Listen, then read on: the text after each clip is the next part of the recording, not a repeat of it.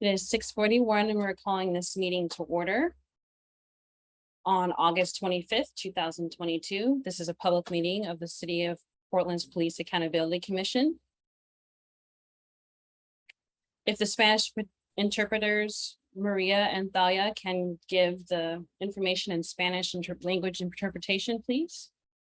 Buenas tardes, son las 6:41 de la tarde, el 25 de agosto de 2022. Hoy es en la ciudad de Portland, hoy es la reunión de la Comisión de Responsabilidad Policíaca. Okay. Thank you. The city also offers ASL interpretation, which is being provided by Andrea and Mary. You can pin their video feed if that is helpful to you. Finally, the closed captioning is turned on in Zoom as another means of assistance. Please note that this is an automatic captioning service and it is not always accurate. The city supports access to meetings on the Police Accountability Commission and can provide other language support as well. Please email in advance of future meetings, either as a response to public meeting notice or directly to policeaccountability@portlandoregon.gov to ask for other access assistance, including interpretation in other languages. This meeting is a public meeting subject to City of Portland's Administrative Code and Oregon State law and is being recorded. For this meeting, the chat function is enabled for the commission members to communicate with each other. Members of the public will be able to ask questions using Zoom's Q&A feature as the commissioners are presenting or discussing things. If attendees have questions, please feel free to submit it through the Q&A. We hope to use this feature to help guide our conversation during the meeting and future meetings and agenda topics. We like to be clear that not all questions will be answered during the meeting, but if answered, both the question and answer will be visible to you and will become part of the meeting record. To access this feature, just click on the Q&A icon in the middle of the screen. And now I'll pass it over to Victoria for the land acknowledgement. Thank you. Thank you, Ayamide. The land acknowledgement in behalf of the PAC. The Portland metro area rests on traditional village sites of the Multnomah, Wasco, Cowlitz, Cathlamet, Clackamas, bands of Chinook, Tualatin, Kalapuya, Molala, and many other tribes who made their homes along the Columbia River. Indigenous people have created communities and summer encampments to harvest and enjoy the plentiful natural resources of the area for the last 11,000 years. We want to recognize that Portland today is a community of many diverse Native people who continue to live and work here. We respectfully acknowledge and honor all Indigenous communities, past, present, and future, and are grateful for their ongoing and vibrant presence. We also acknowledge the systemic policies of genocide, relocation, and assimilation that still impact many Indigenous and Native American families today. As settlers and guests of these lands, we respect the work of Indigenous leaders and families and pledge to make ongoing efforts to recognize their knowledge, creativity, and resilience.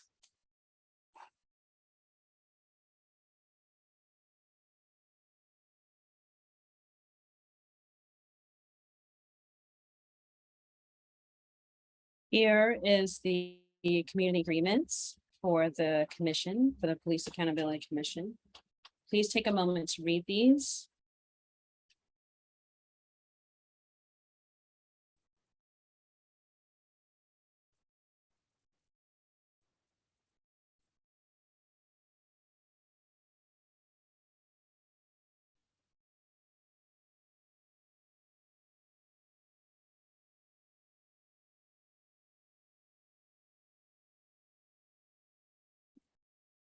Next slide, please.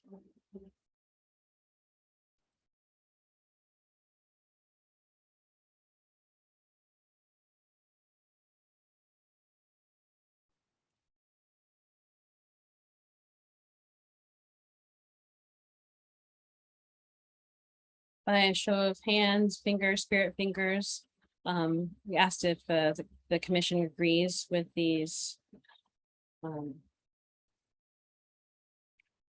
commitments.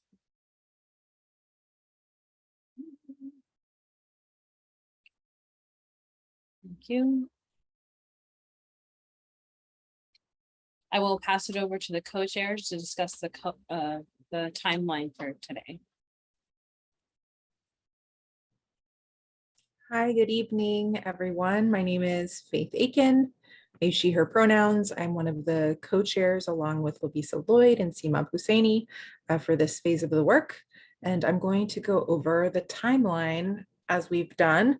So we should all know this well by now, but you will see where we are here in the second little line of the fact-finding phase, which started in April and will go through September 2022. In our following phases, we will be moving on to powers and duties, the broader system and other details, and a transition plan, along with council consideration in 2023. Next slide, please.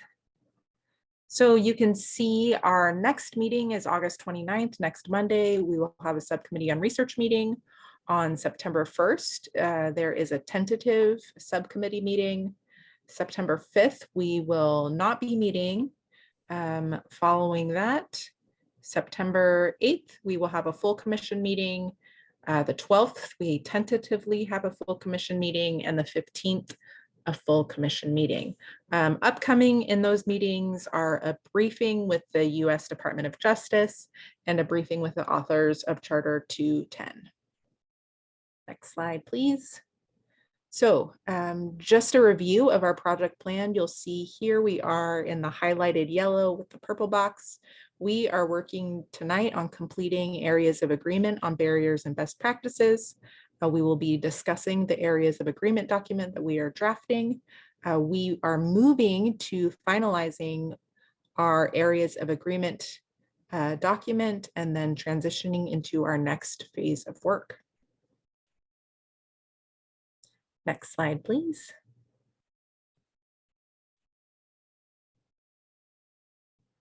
Okay, and as I mentioned this evening, we are working on our draft, the Police Accountability Commission in our agenda and scope, define the fact-finding phase as including identifying barriers to police accountability and best practices. In today's meeting, the PAC will discuss our draft areas of agreement on barriers to police accountability and best practices. We will also be having a discussion on the Oregon Commission on Statewide Law Enforcement Standards of Conduct and Discipline, and then we will have public comment.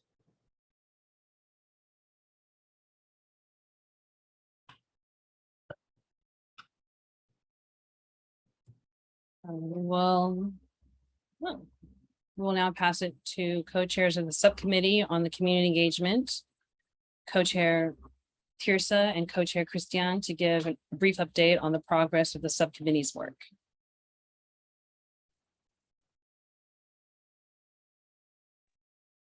Hello. Member leads have received interest from some organizations on planning town halls. Those town hall dates are yet to come. And then commissioners outside of the subcommittee have also been invited to participate on taking the lead for town halls. So commission members, if outside of the subcommittee, if you would like to participate on taking the lead for town halls, please reach out to Christian and I.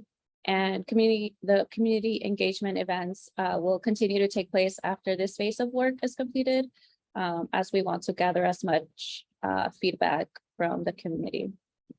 That's all.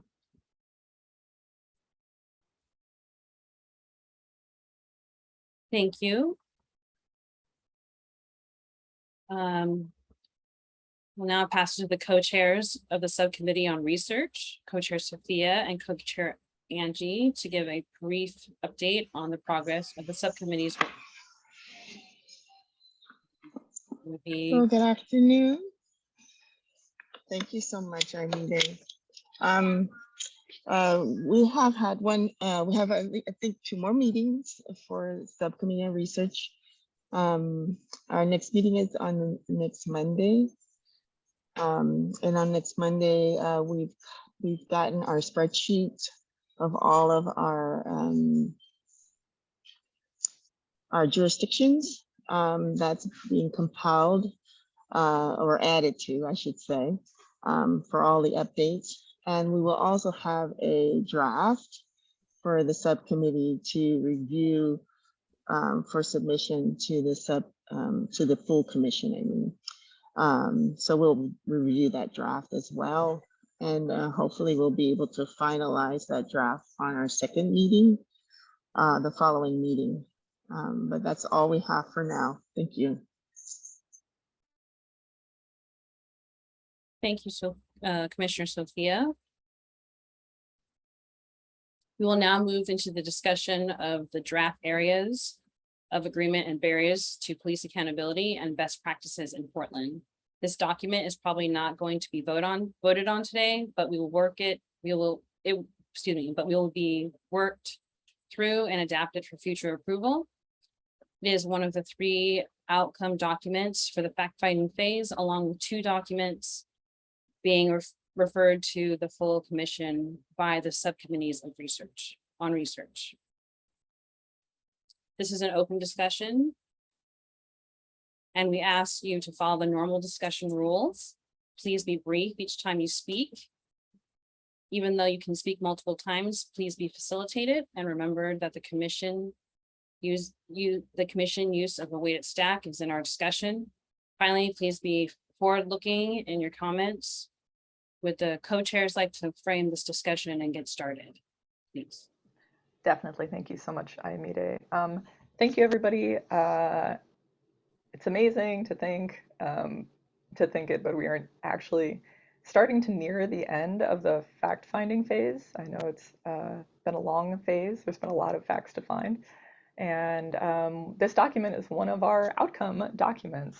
So just framing it really quickly, we are in the process of creating a draft document which conveys barriers to police accountability in Portland's current system, and as well as best practices within the current system. The document is based on member feedback given after a number of presentations by people familiar with the current system. We've had quite an education this phase about the current system and how it works, and also where it tends to break down.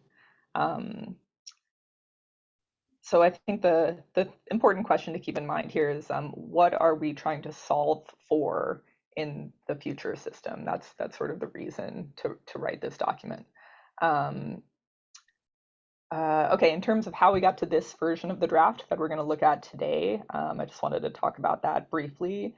We've received a lot of feedback, really, really good feedback in the last meeting and actually the last couple meetings about this document or versions of this document that people have seen.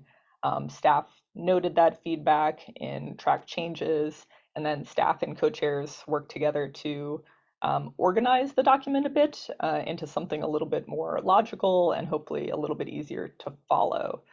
So that was sort of the phase that we were at, was trying to figure out how do we want to organize this document.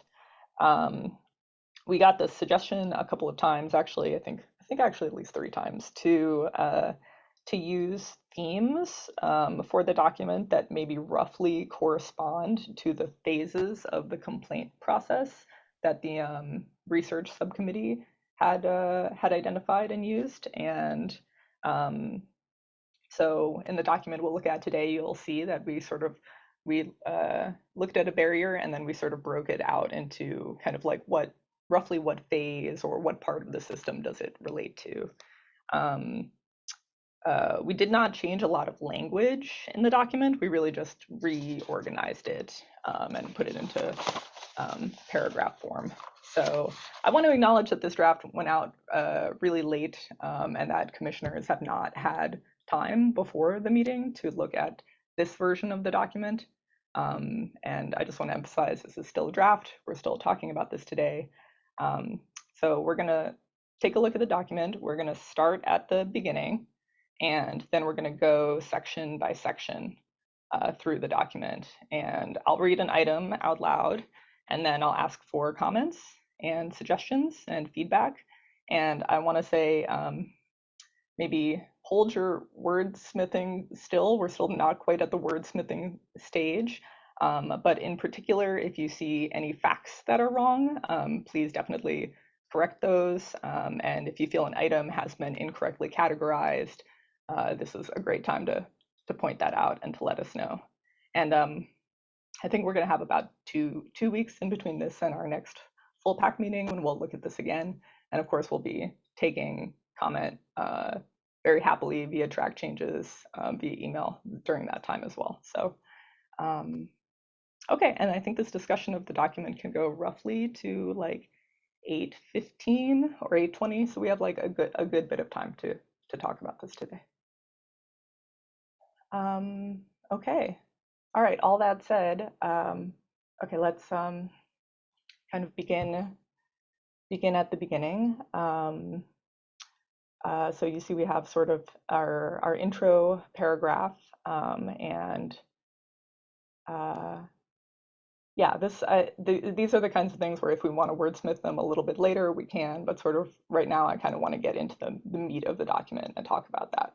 So we'll start at the first barrier that we have is lack of transparency. It's possible we might find the need to put an intro paragraph here, but just sort of that's a placeholder. 1, complainants have difficulty understanding the complaint process and receive little to no support from the current system. Intake. Complainants may not know when, where, or how to file a complaint. Prior to filing the complaint, complainants do not know how many times they will have to tell their story. There is no defined advocate role that is assigned to the complainant to support them through the various phases of the process. Do we have any suggestions, feedback, comments, fact checking on that item?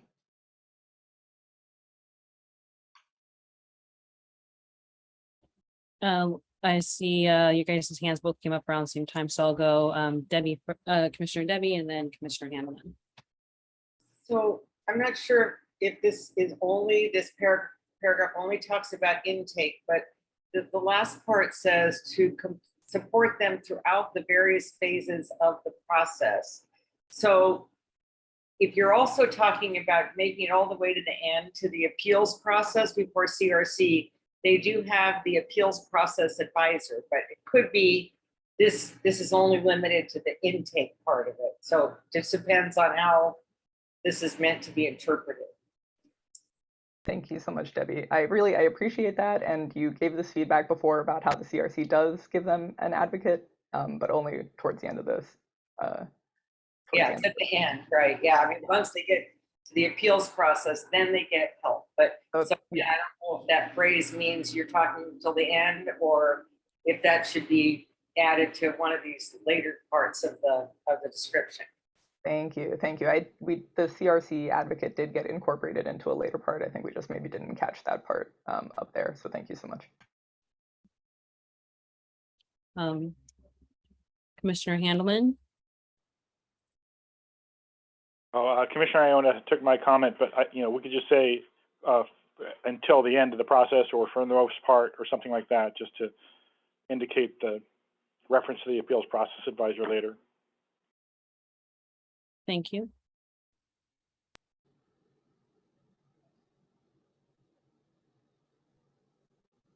Lavisa, did you want to continue? Oh yeah, is there anything else? All right. I'm going to go ahead and start reading the next part. Again, this is under lack of transparency. Investigation. Investigations do not follow transparent timelines, which makes it impossible for complainants to know how this process will affect their schedules and day-to-day lives. Complainants are not given regular updates about the status of their investigation. This includes families of victims who are filing on behalf of their loved ones. Additionally, impacted communities are not given information about the status of an investigation which affected a member of their community directly and their community indirectly. Do we have any comments, fact checking? Commissioner Handelman. Yes, oh, and I forgot to say, I'm Dan Handelman, I use he, him pronouns, I'm a member of the commission. Complainants are not given regular updates about the status of their investigation, but have to go online to find those updates, I think, or something along those lines. Because that I mentioned that last time. It's part of the DOJ agreement that they, allegedly, I can't confirm that this happens, but the DOJ and the compliance officer say that it is happening, that they can track their case online. Thank so you, much, Ann. Commissioner. Commissioner McDowell? Thank you, Catherine McDowell. I use she, her pronouns. And I wonder if we, just so that somebody doesn't come back and say, oh, but there is a 6-month presumptive timeline. We might want to start by saying, although there is a 6-month presumptive timeline for completing investigations do not follow transparent timelines, because it sounds to me like, notwithstanding the fact that there is that requirement, the investigations go as long as they need to go. And I guess I just want to note that, because I think otherwise we might come back and say, oh, well, we just need to suggest a particular timeline. And I think the problem here is that there is one, it's just not adhered to. Thank you. Thank you so much, Catherine. That's great feedback. Any other comments or questions? Yeah, if you have any comments also just about the general organization of the document, happy to hear those. Yeah, hi y'all. I just wanted to, I know as Lavisa mentioned, we're like looking at it with fresh eyes after the last time when we were editing together, and want to check in around this structure. So this is sort of the co-chair's take on the feedback we got last time, but wanted to check in with folks of, obviously we're at bare bones, but are we on the right track, like the way that it is structured this way? I know we kind of like wrestled between the themes versus the research categories, but before we get too far down the road, as a reader, how is this landing with y'all? I see people nodding their heads and thumbs up, so I think Okay, the commission is happy. great news. All right, thanks, Lisa. Commissioner Seba? No, I'm okay. I was just Oh, it's agreeing. Yep, got it. Thank you so much, everybody. And this is, yeah, like I said, this really comes from feedback from the group. So thank you all. You've given us really great feedback to work with. All right, complainant experience of investigation. Again, this is under transparency. Complainants have difficulty getting real answers from knowledgeable staff about the status of their complaint investigation or what they need to do next. When a complainant calls to get information about their case, they often must start from the beginning each time they call. Complainants encounter the equivalent of poor customer service when interacting with the current system. Complainants do not have access to their own investigative file. And then here are some quotes that might go here.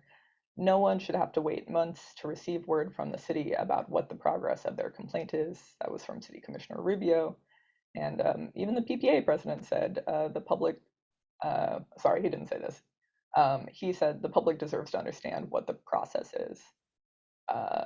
So, sorry, I just skipped over that part. The public finds the process confusing and opaque. And then we may want to add a quote, something along the lines of the public deserves to understand what the process is. So feedback. Commissioner Handelman? Yeah, I'm a little confused. Are those last two sentences both from the PPA president? Or is it the one about opaqueness come from somewhere else? That was my question, and then my comment is, I think these quotes should be separated from the rest of the paragraph so that it's clear they're not, discussion. It's more of, this is what we heard. Thank you. Yeah, just to be clear, only that last sentence is a quote from the PPA president.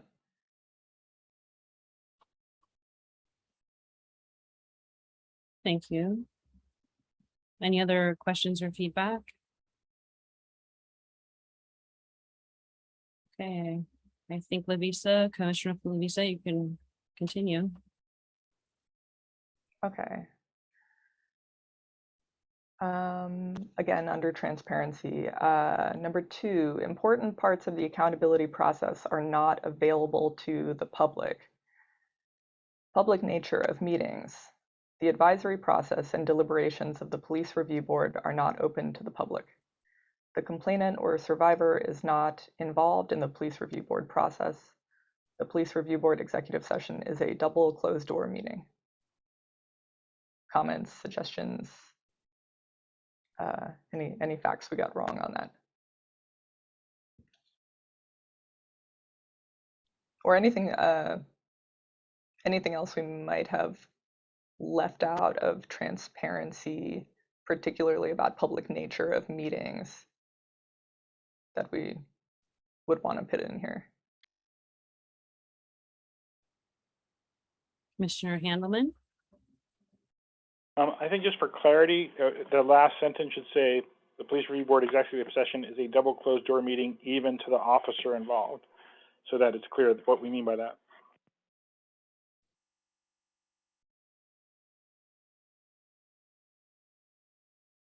Thank you. Agreed, yes.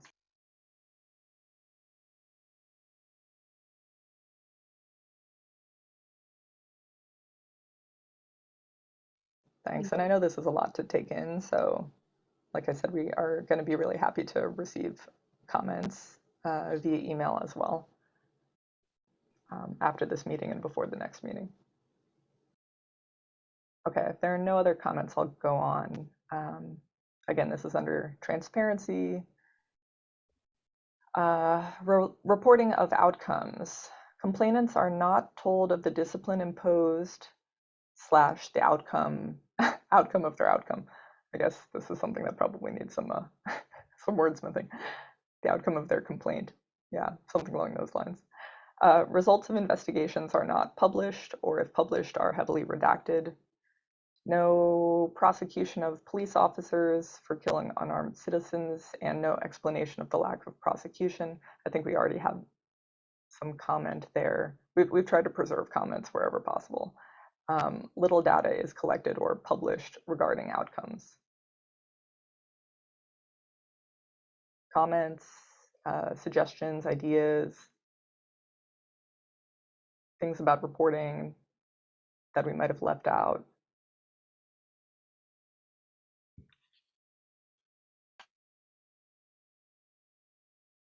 Commissioner McDowell? Thank you. I thought that we were going to make a distinction between the administrative accountability process and the criminal accountability process. So, and I guess I thought we had a discussion around that, around the no prosecution of police officers for killing unarmed citizens. I guess I just feel like the rest of this is talking about the administrative accountability process. So to me, it's a little confusing to then switch to the criminal justice side of this. Thank you so much. And yes, we did have that conversation. I think that's a really important point.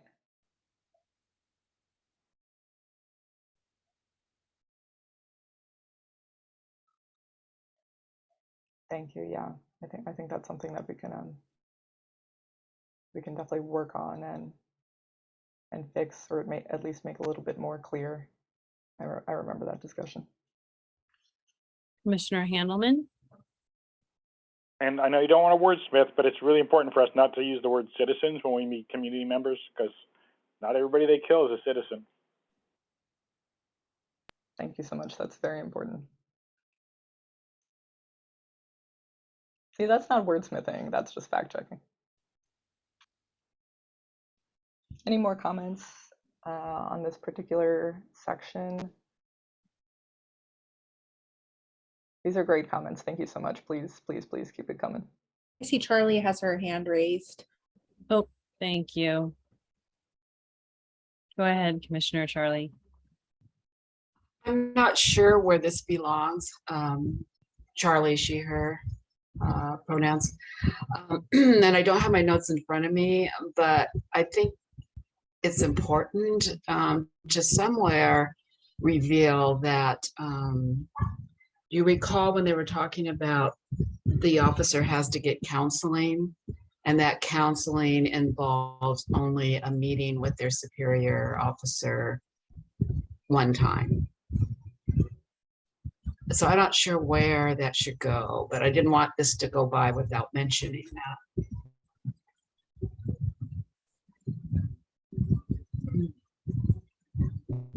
Sure. Charlie, can you say a little bit more about that?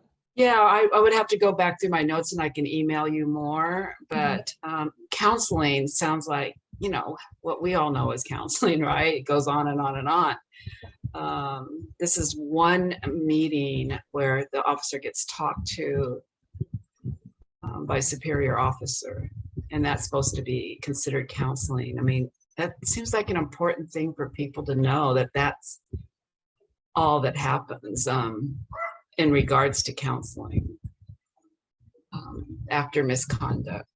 Okay, so we can maybe categorize this under discipline, or yeah, or maybe under effectiveness. I'll find my notes and Yeah, send them to you. yeah, it sounds like it goes under discipline, and then whichever of these we decide that goes under. But thank you so Okay. much for bringing that up. Yeah. Commissioner Handelman? Oh. Yeah, I think this is a problem with the English language having multiple meanings for the same words. So there is a thing called command counseling, which is the lowest level of discipline, which actually isn't even considered discipline, which is what Commissioner Michelle Wesley was just referring to, where the supervisor talks to the officer. But there's also, if an officer involved in the shooting, state law requires them to go to a counseling session in the sense that we're talking about, where they go see a therapist of some kind. I think it may be 2 sessions that they're required to go to. And that's not considered discipline, that's just for their mental health. So I want to make sure we don't conflate those two ideas, although, you know, the idea of command counseling being, you know, this lowest level of discipline is something to look at. Thanks. Thanks. Dan, do you know if they don't call it discipline, or if it doesn't technically count as discipline, what do they call it? Corrective action.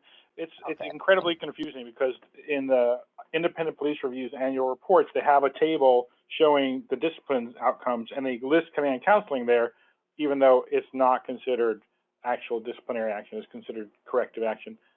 I'll see if I can find the link to the latest IPR report and post it in the chat. Thank you so much. I appreciate that.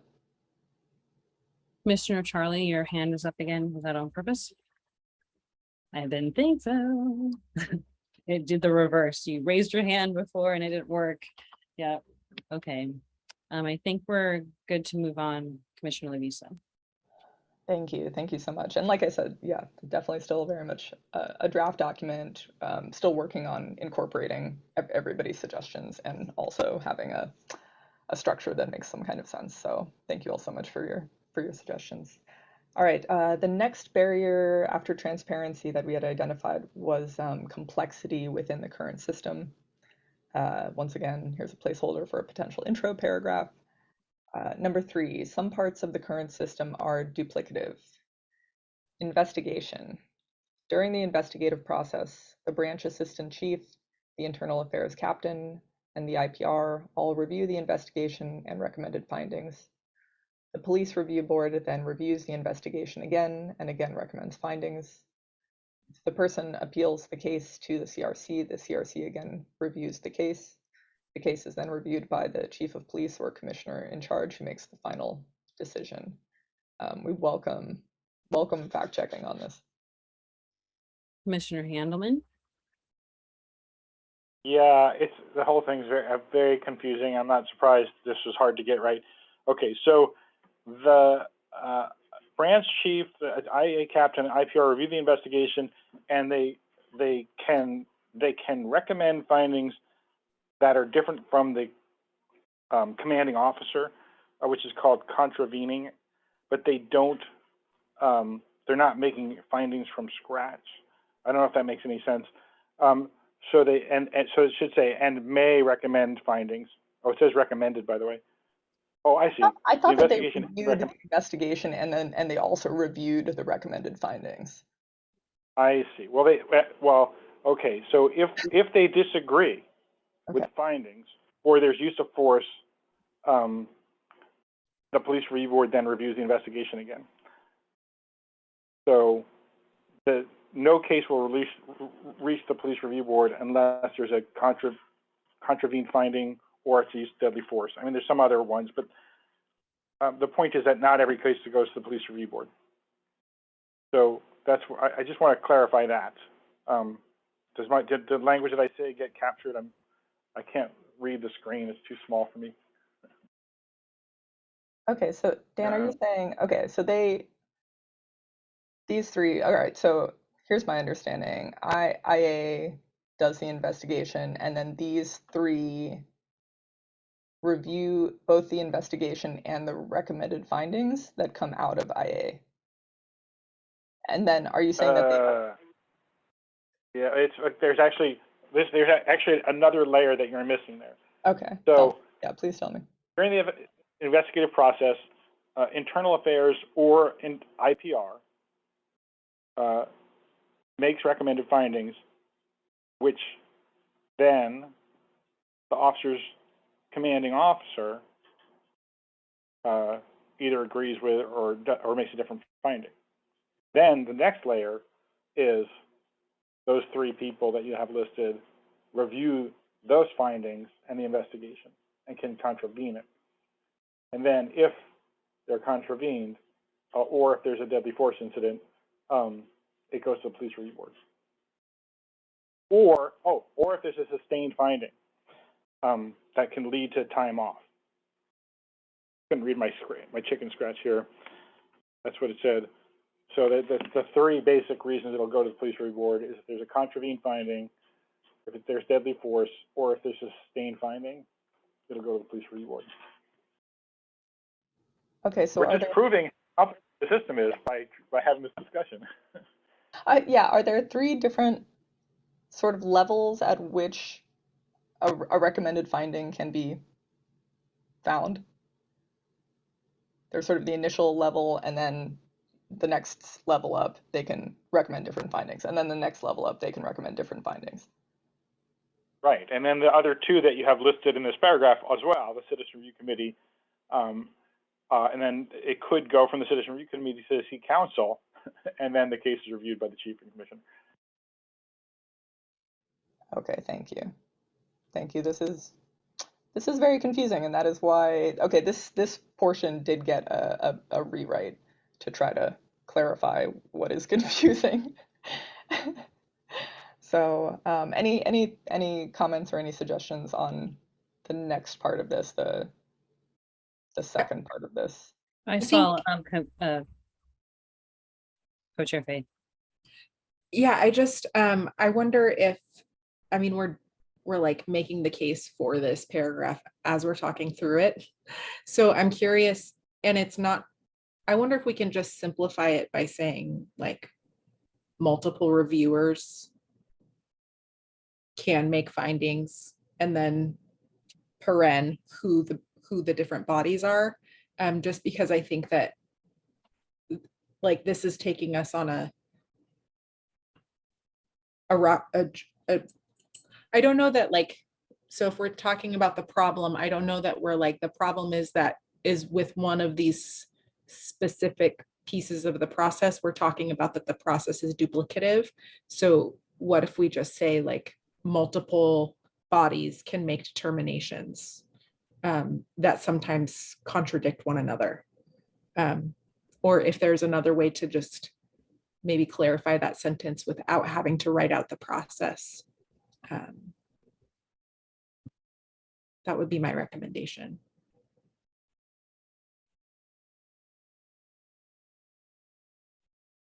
Thank you, Commissioner Co-Chair Faith.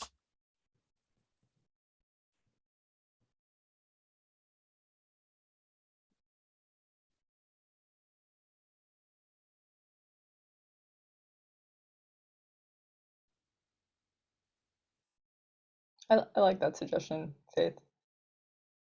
Maybe sort of giving an overview and then saying, you know, for example, and then like kind of zeroing in on a part of the process that exists in triplicate for some reason. Yeah, I think we can work on that. Commissioner McDowell? Yeah, I was just gonna add, we could always attach as an appendix, the flow chart. Which would make our point without words. I think that's great. The flow chart really says it all.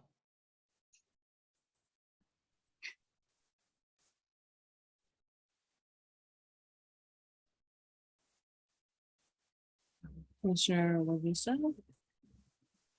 If there are not any more comments on this particular section, I will go on.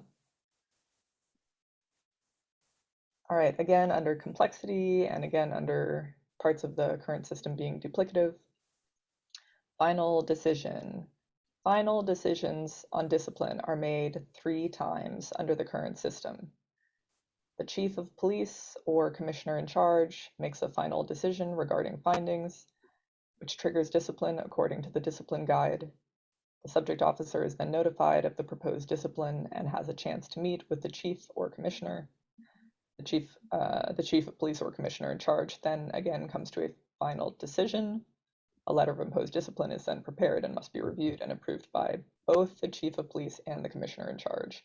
And again, we welcome fact checking on this, because a lot of this comes from Christopher Paillet's explanation of the current system. And yeah, if anyone knows of anything that contradicts this, please let us know.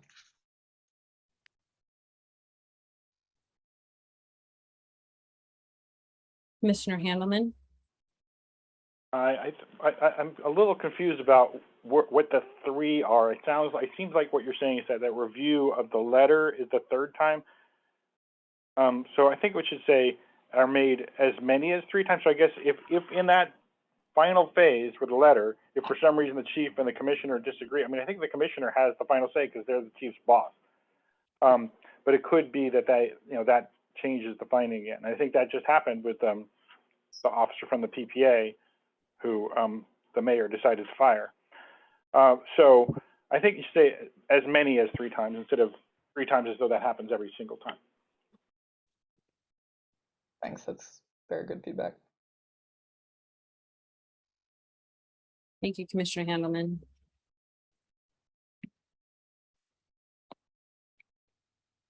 Any other comments or questions from the commission?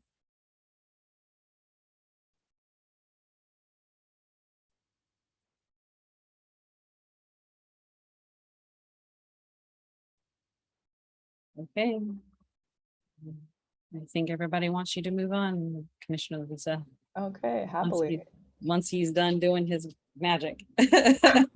Thank you for your magic, staff. We really appreciate it. All right, again, under the topic of complexity, number 4, complainants do not receive access to an official advocate until the end of the process during the appeals phase. Complainant experience.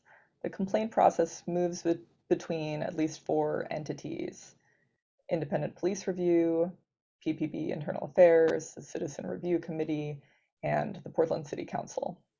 The entity that does the investigation and the entity that does the discipline are different, which creates complexity. Complainants may not know which part of the system to query regarding their complaint at any given time because most of these entities do not give proactive updates to community members. I think we need an edit there. Most of these members do not give proactive updates. There are also many steps within the process. The process is so complex, there are multiple flowcharts attempting to explain it. The complainant is not offered an advocate at the beginning of the complaint process to help them navigate the complexities of the system or to keep them abreast of updates. If the complainant can remain engaged with the system for long enough, they can eventually file an appeal with the CRC. CRC provides an appeals process advisor, a former CRC member who has access to investigative files. While the matter is on appeal with CRC, the complainant has an advocate and generally receives better communication and updates about their case. When a case moves from CRC to PPB, the amount of information available decreases. So sort of a ton of information, I think, attempting to explain that it's a confusing process and you don't receive an advocate until close to the end of the process. So any suggestions about better ways to do this or any facts that are wrong, please shout them out. Commissioner Handelman? Hi, this is a similar comment to the last one I just made. So the complaint process can move, doesn't always, can move among, not between, more than two, can move among as many as 5 entities, and I would insert the police review board in there. Even though the citizen's not allowed to go there, it can move there as part of the process. And yeah, well, then I had a wordsmithing later, so I can hold on to that for another time.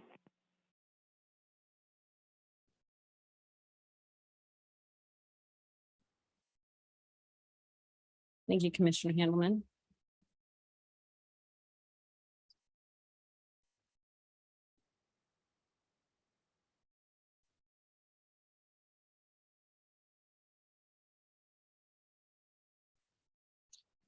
Commissioner McDowell?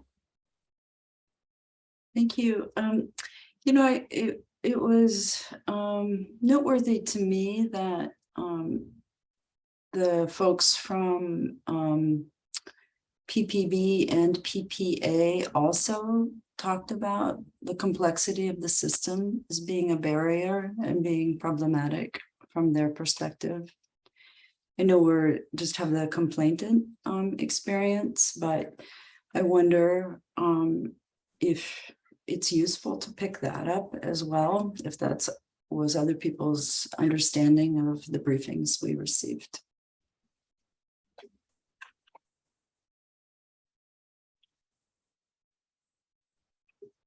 Thank you, Commissioner. Any other comments?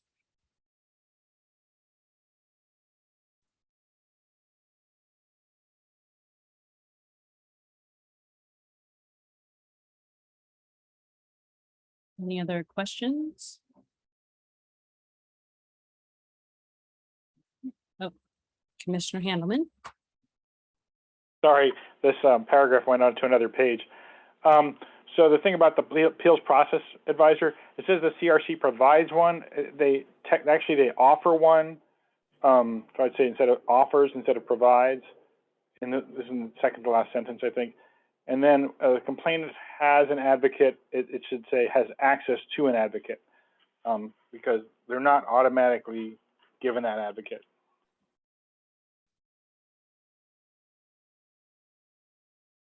Thank you, Commissioner Handelman.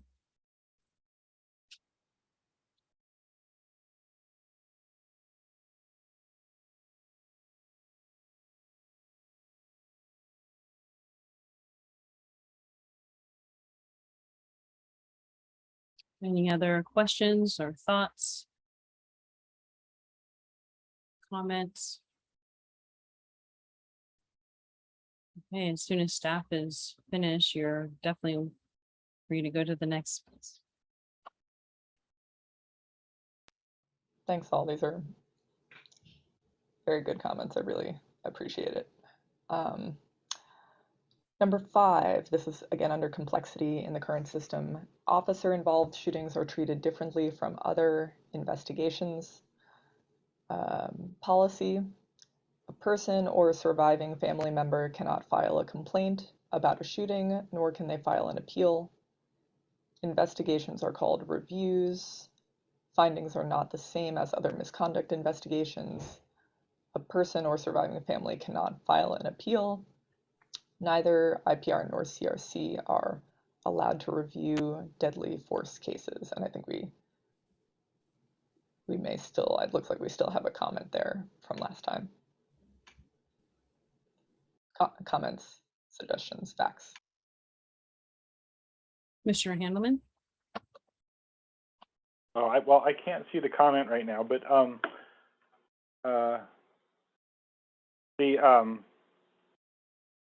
let's see if this is the same thing I said last time.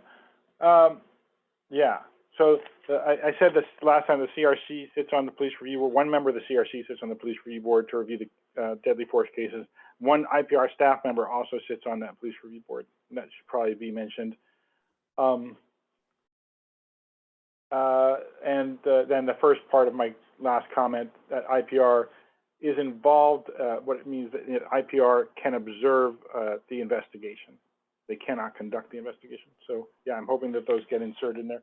And I know I'm sounding kind of nitpicky or something, but I just want to make sure that people observing and reading this document know that we understand the process properly. And so I just want to make sure we're as accurate as possible, if that's okay.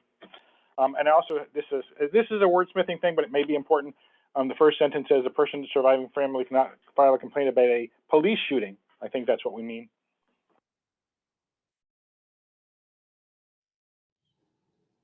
Thank you, Commissioner Handelman.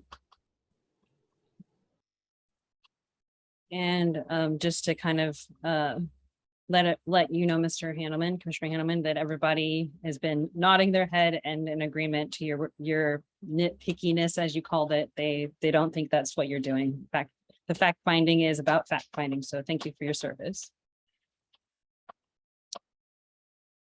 Okay. Any other thoughts, questions? Yeah, go Dan, go. If we're ready to move forward, I can bring us into accessibility and equity. So our next section, so again, a potential intro paragraph in number 6. The process, already difficult, is even more inaccessible for people with intersecting identities. Structural challenges. The system exhibits structural challenges such as racial bias and gender bias. People with disabilities and people experiencing mental illness are faced with navigating a system that is not created to be user-friendly. Members of the public have little opportunity to engage with the current system of accountability in meaningful ways.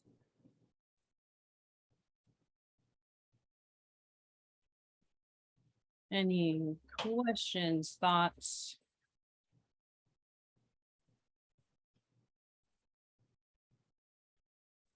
Ideas?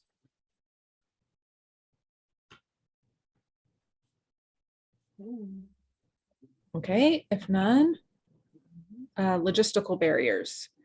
The system, All right, Commissioner Jason has his hand up. Could you tell me who of our interviewees spoke about there being a structural challenge that made it difficult for people of gender difference? You know, I can look it up. We have our spreadsheet and I'm happy to search for it. I don't know. Is that? It looks like it came from Albina Ministerial Alliance Coalition. The notes we took were racism, racial bias, gender bias, bias against those who are mentally ill. So that would have been on July 21st. Okay. There's just not a lot of data about, I'm not sure the IPR collects any data about gender other than sexual, what people say their sexual identity is, I guess. Maybe they do. Okay, thanks. Well, can I ask you a follow-up question, Commissioner Jason? Is that Sure. something, would you like to not include that? Is that what you're? No, I just don't know where it comes from, and that's an odd place for it to come from. So Sure. I see if it's comes from some other piece of data. Intersecting identities, people with mental illness don't identify with that term. Commissioner Charlie.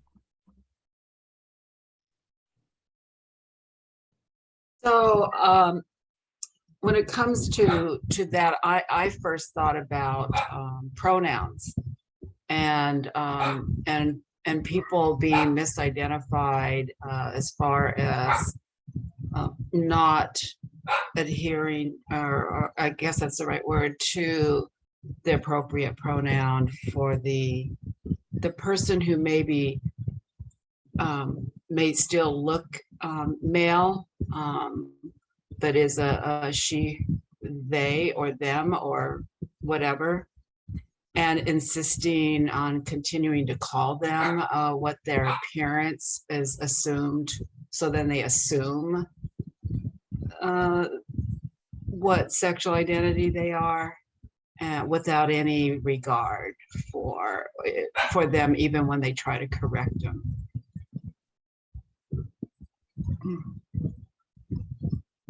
Commissioner Jason? So Commissioner Charlie, did that show up in the interviews, or is that a surmise on your part? That's real life experience.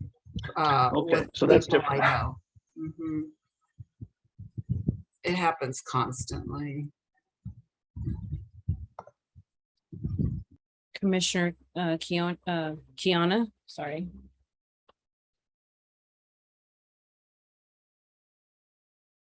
Yeah, thank you. So I just something about like the wording for like people with intersecting identities and kind of like listing people and who those are. And then words like racial bias, when you guys were listing, there was a word like racism we could have actually used. And part of the structural challenges is a history of racism that leads to unfair practices. So if we're talking about people of color or Black communities or Indigenous communities, especially if we have some of the facts and the research to back up like what's happening to certain communities, especially if it's disproportionate. Yeah, so just kind of like, yeah, like, what is racial bias? Because it's a little more serious than maybe just someone carrying a stereotype, but when you carry it into the hands of people with power and then people with lethal weapons, that racial bias is so serious. And then, so like we're speaking out to the Black community and the Asian Pacific Islander community. So if there's a way to kind of list more of those communities to just make sure that when people read this, they're not just like, okay, there's some communities and there's some biases. Yeah, hopefully that makes sense. Thank you, Commissioner Kiana. I just want to follow up and make sure that we're feel clear, because I hear you, Commissioner Jason, around like, where does this come from? And I also want to acknowledge that a lot of this started from a speaker that we heard. And as the commission, this is informed by like what the commission views as barriers, informed by experts, but we didn't take everything that the experts said and put it in here. We identified what the commissioners viewed as barriers based on what they heard. And so I think the inclusion of like gender bias and Commissioner Charlie, your example of knowing that from lived experience or witnessing it around gender identity is something that as a commission, if we want to put in here as a barrier that we see and believe that it is apt, as that is the way the rest of the document is created.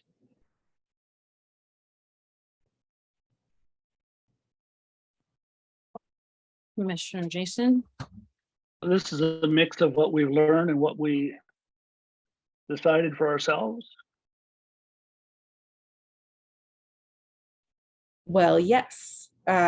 So it's just a reminder of the process. Like as we went through the fact-finding phase, we listened to speakers. And then at the end of every presentation, we had a discussion on some of the barriers that were identified. And then we affirmed one another to say, yes, that seems like a barrier. There are things in here that have been identified through conversation with one another that haven't come up from speakers. So this is definitely, this is not a compilation of what Chief LaBelle said, plus Deputy Chief Fromm, plus Mayor Wheeler. This is, we've heard these people, we've heard some of the barriers they've brought up, and we've synthesized, and here are the ones that we want to point out about the system.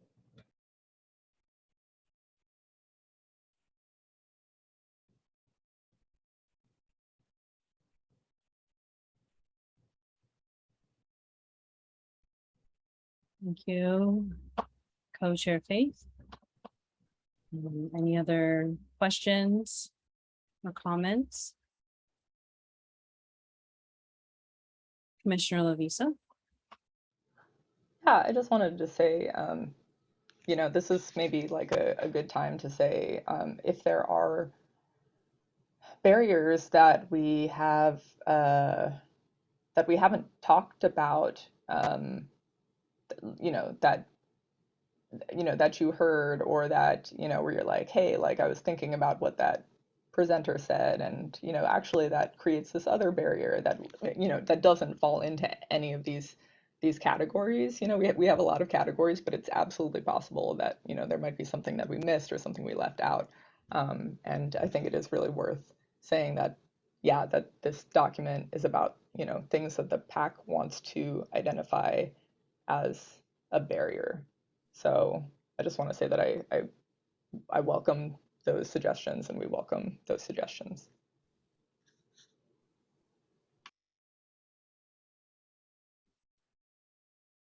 Commissioner Jason? Well, the testimony from the people at the Mental Health Alliance agree with what I would say, which is that the IPR in the current system, full stop, doesn't work at all from the first moment. There's no reason to look at it or evaluate it or understand that Dan wants to take the best parts out, but there's a lot of best parts of a lot of different systems that we could look at, but I know evaluating it at this point is sort of moot to us. Thanks.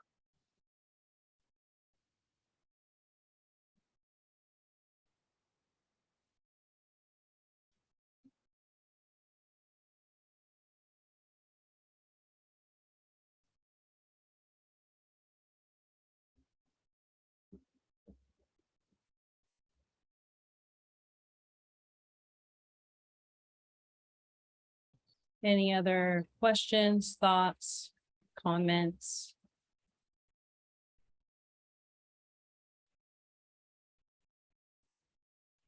Okay, thanks y'all.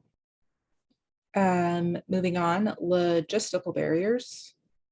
The system has logistical barriers for many to navigate the system equitably. For example, if you don't own a phone, you can't get a call back. And 2 weeks to comment on PPP policy changes is not enough time for public comment. Commissioner Handelman? Yeah, that last one, I think should just be put under another heading called public involvement, because it's not a logistical barrier by itself. Say, public involvement, 2 weeks to comment on policy changes is not a tough time. Okay.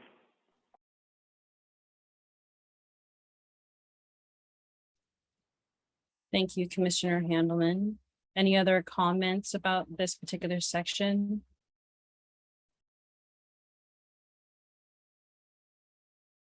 Questions? So Commissioner Faith, I am going to suggest that we take a break, about 10 minutes. Commissioner Lavisa. I was just thinking about what Commissioner Jason just said, and I was thinking that I think that you're right. There are some really good comments from the Mental Health Alliance about the system is just broken. The system is broken from top to bottom. Nothing works, and I think it might be really worth it to go back and take a look at that presentation and discussion for quotes from them about the fact that, in particular for folks with mental illness at the very least, that the system is like absolutely broken. I think we can go a step farther than saying it's, not user friendly.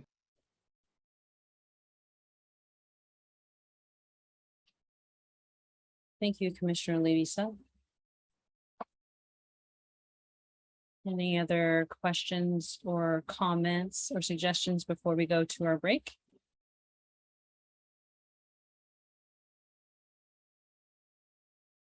Okay. I'll see. Oh, Commissioner Lavisa. No, that was okay. Thank you. So we will take our break and we'll be back at 8:07. Wait, no, sorry. 7:57. Thank you. Thank you, staff. Okay, Commissioner Co-Chair Faith, you were going on to, I think, section 7. Right?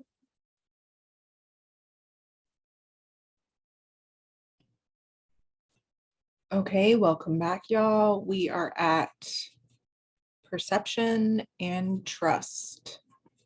So again, potential intro paragraph number 7, there is a current perception by both community members and law enforcement that the accountability system is opaque, unfair, and unjust.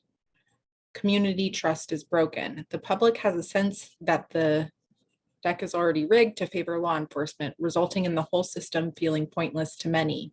The current system significantly harms the public perception due to minimal publicly available information and a lack of communication to complainants.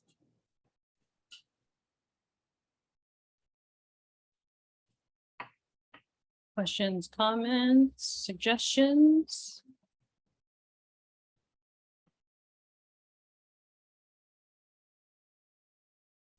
Don't see anybody. Alrighty, investigative process. If an investigator is former law enforcement's, community members may still see them as members of the police department. Further, community members do not differentiate between civilian and sworn members of PPB. It is confusing, frustrating, and intimidating to discuss your complaint about PPB with an employee of PPB.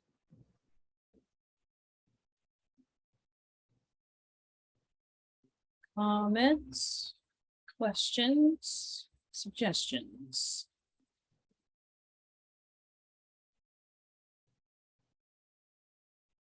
Looks like we can go forward. Smooth sailing, current laws and policies. Number 8, the current system is governed and protected by several layers of local, state, and federal law and policy, including and especially labor law and the Fifth Amendment right to be free from self-incrimination. Collective bargaining. The current system is subject to collective bargaining between the city government and the police union. The collective bargaining process is not open to the public. What currently exists is the result of many years of collective bargaining by the police union. Although new tools for accountability may be introduced, such as body-worn cameras, those tools cannot be used effectively to increase accountability without sufficient buy-in and coordination by multiple decision makers at multiple levels to ensure law and policy align. Commissioner Handelman. Thank you. So yeah, I had a comment in here from last time, which reflects Commissioner McDowell's comment earlier that the Fifth Amendment issue should be separated out from the administrative investigation. I mean, it's an important part that the administrative investigation cannot violate their Fifth Amendment right, but that that has to do with the criminal prosecution. So I'm hoping that we can separate those two thoughts out. And then in the collective bargaining subsection, sentence 2, where it says the collective bargaining process is not open to the public, it should probably say most of the collective bargaining process is not open to the public, because in fact the public was invited to every other meeting until then every meeting went to be private. So this, again, for accuracy. Thank you, Commissioner Handelman. Any other comments, questions, suggestions?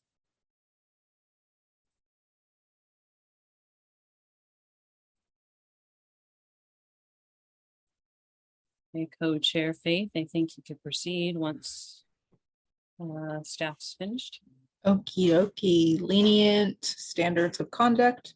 Many investigations are closed by IPR because even if true, the complaint is not a violation of policy. This is because the current standards of conduct are too lenient.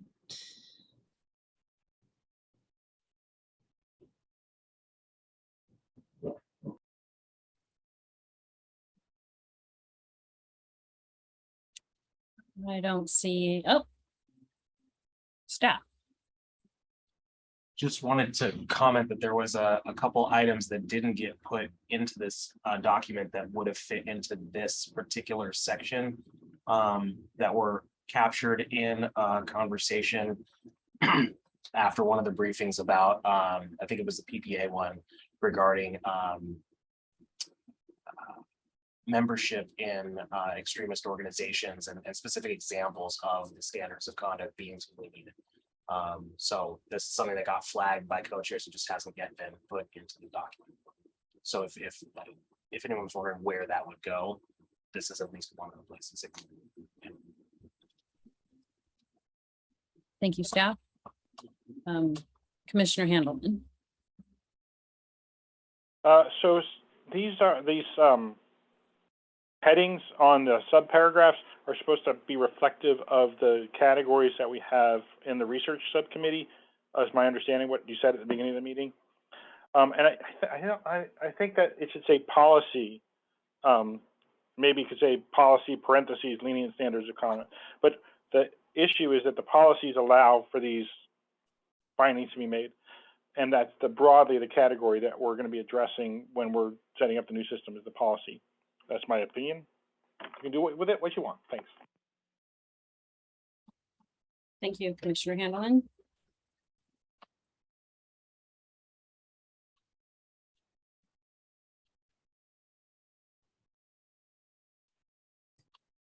Okay, let's move forward. Effectiveness. Number 9, there's no data to prove or disprove that the current system reduces misconduct. Discipline. Current options for discipline are limited and due to definitions and requirements created in closed-door bargaining sessions are often insufficient to reduce misconduct. Letters of reprimand or suspensions without pay are not enough to alter behavior. Commissioner Handelman. Yeah, I see. I'm sorry I didn't lower my hand before, but I was going to suggest putting always, so it says are not always enough to alter behavior, because there are times when we see officers who do not reoffend after one of those things happens.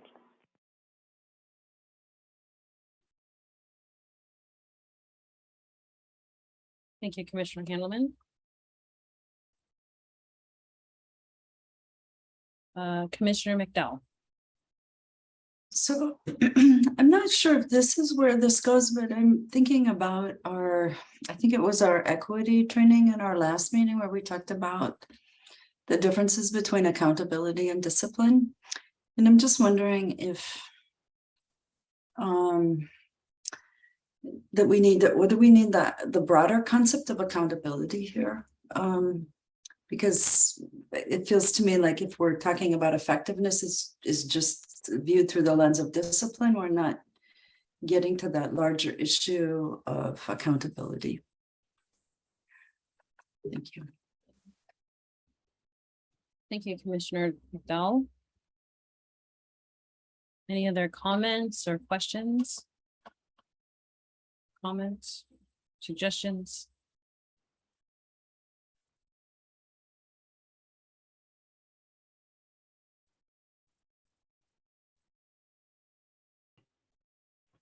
Okay. Thank you. Participation and fact-finding. In the current system, officers generally don't show up for hearings. They have only attended CRC hearings 11 times in over 20 years.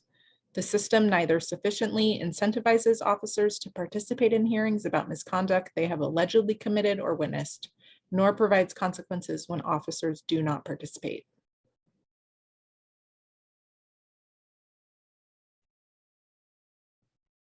Any comments on this area?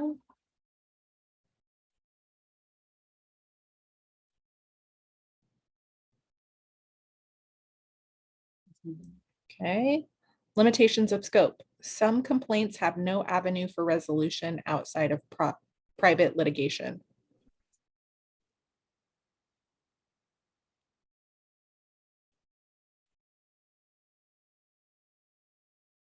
I think we can keep going. Oh, Commissioner Handelman.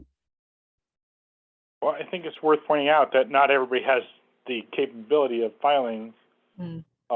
litigation, and not all complaints rise to the level of that would withstand court scrutiny. So I think that those two items should be added to that if that's appropriate.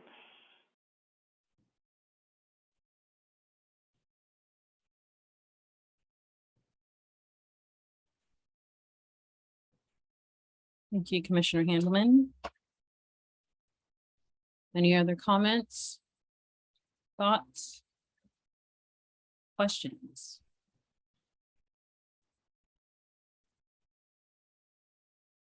Okay. Ayamide, how are we doing on time? How much longer do we have to keep doing this? It's 8:08 and probably another, let's see. 20 minutes? Yeah, I was gonna say about 15 minutes. Okay, and staff, I think you just scrolled down and we only have 2 sections left. That is correct. In the barrier side, it only goes through 12, through 13. And then there's the best practices, which are not quite, they're not updated much since last meeting. So. Oh my gosh, we're so close. Okay, Yep. This is great. Great news. We're on track. All right. Yep. I'm ready to keep going. Conflicts of interest / bias. Number 10, numerous parts of the system are designed to ensure police rather than community members can shape investigations and hold decision-making power. I want to read that again. Numerous parts of the systems are designed to ensure police rather than community members can shape investigations and hold decision-making power. Recommendation of findings. The Police Review Board, which is tasked with recommending findings and proposed officer discipline, have more representation from PPB than from community members. Questions, thoughts?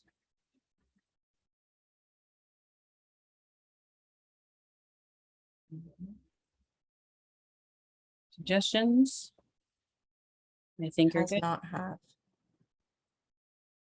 Oh, I see. Yeah, thanks. Thanks, Dan. Okay, investigations. The current system relies on the Portland Police Bureau to investigate itself for both administrative and criminal allegations.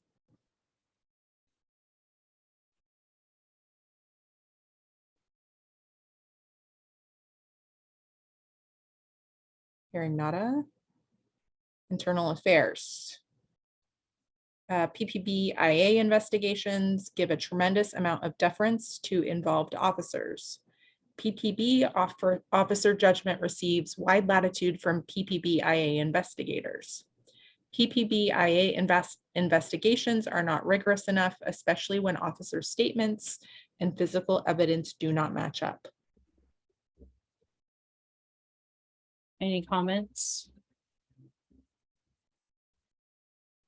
Suggestions or questions?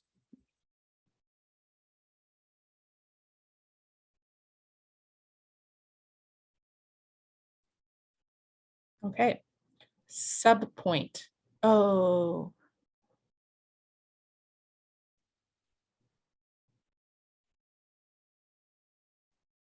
Yes, that's right. I'm sorry, y'all. I'm realizing that I didn't turn these into full sentences with a statement in front of it. So how about we just read these 2 subpoints and then I'll work on a little statement. So people who are making decisions about the system and within the system have a vested interest in the system being upheld. The PPA is currently composed of mostly members with a background in law enforcement, which can cause union decisions during bargaining and or contracts to be biased and favor police. Commissioner Handelman. Yeah, I flagged that sentence because I'm not sure I understand what that means. The PPA is entirely composed of people with background in law enforcement. The police association where did that that item come from, and what's the explanation behind it? Thank you.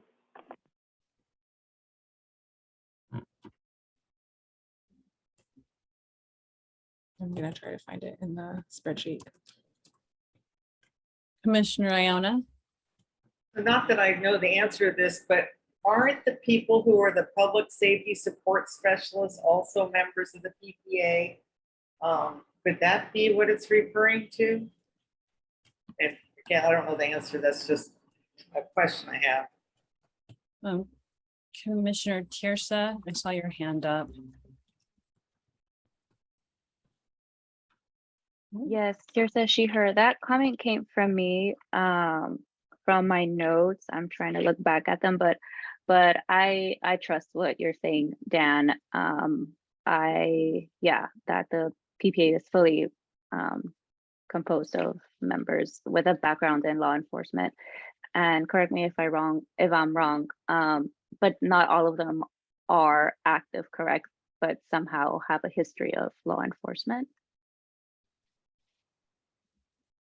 Commissioner Handelman. Yeah, well, my understanding is that the police association only includes active members, and they, just to answer Commissioner Iona's question, yes, they also represent the public safety support specialists, and they also represent the 911 operators. But I don't think that was the point of this. I think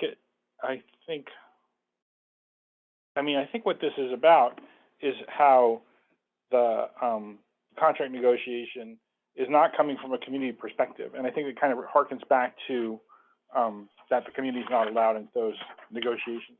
So I don't know if this is the right place for it. I'm not sure if this is essentially a duplicated comment in that sense. But yeah, I mean, Commissioner Oriana, if you can figure out who said that and get more details to me, I'd be happy to help work through it.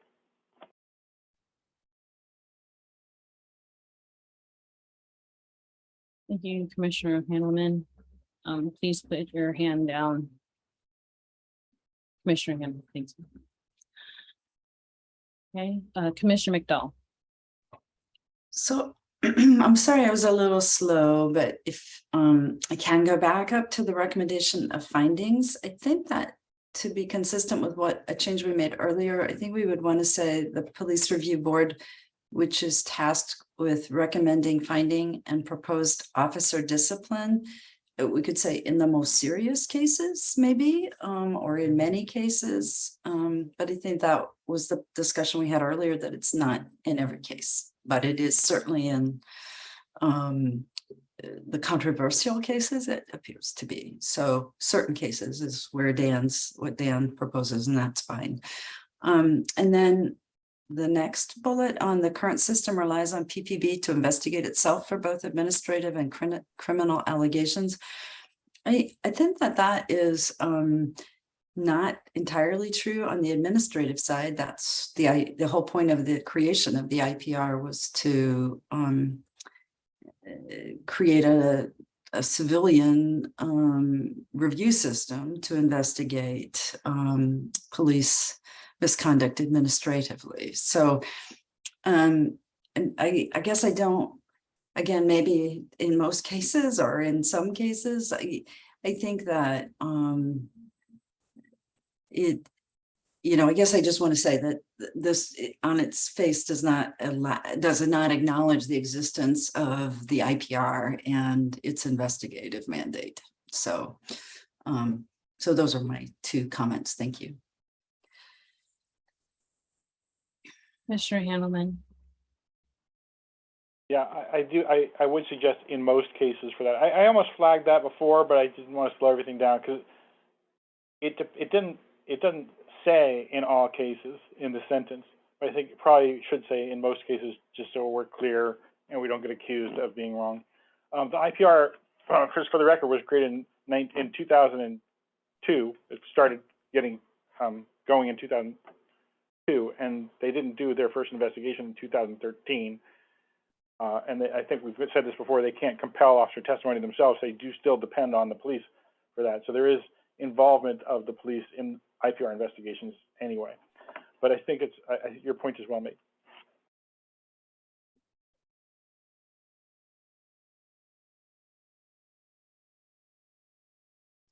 Any other comments or questions about this section?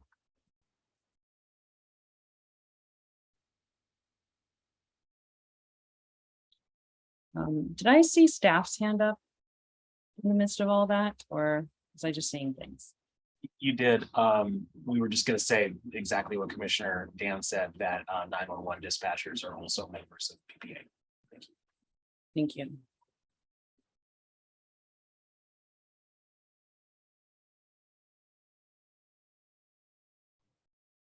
Okay, if there are not any more comments or questions about this particular portion, I think you can move on, Commissioner Faith. All right, culture. Number 11, police culture values other police officers and the institution of police above the concept of accountability or community concerns. Investigations. Portland police, like police around the country, have a blue wall of silence, which is a cultural norm that police do not talk about the misconduct or wrongdoing of other officers. This leads to officers not serving as witnesses or reporting on other officers. I wonder if some of the previous comments of like this can often or this often leads to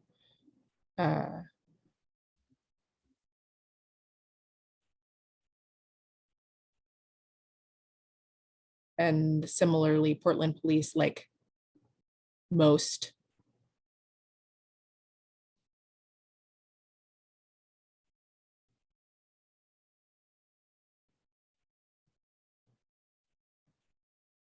Commissioner Handelman. Yeah, I support that, softening it a little bit. I think this also came up earlier in a conversation that the officer who made a nasty comment after Quantas Hayes was killed about officers going out and then hurting more people of color was turned in by a fellow officer.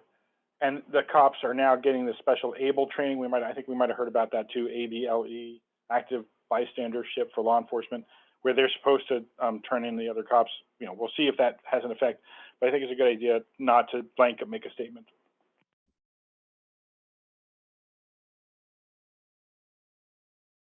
Thank you, Commissioner Handelman. Any other comments or questions?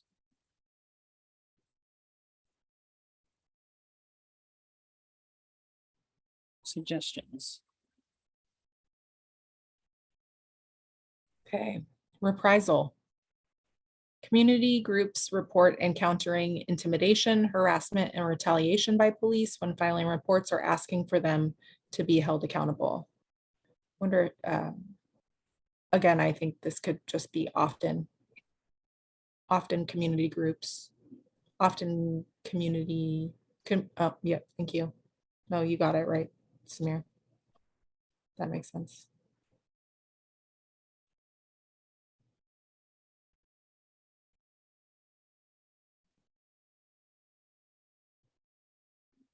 Any thoughts or questions?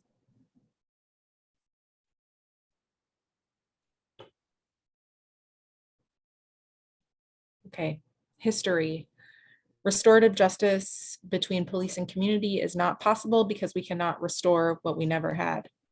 There has not historically been a perfect or even acceptable policing structure that can be identified as a target for achieving once more.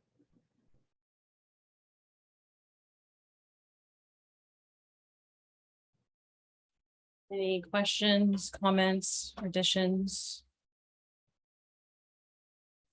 Suggestions?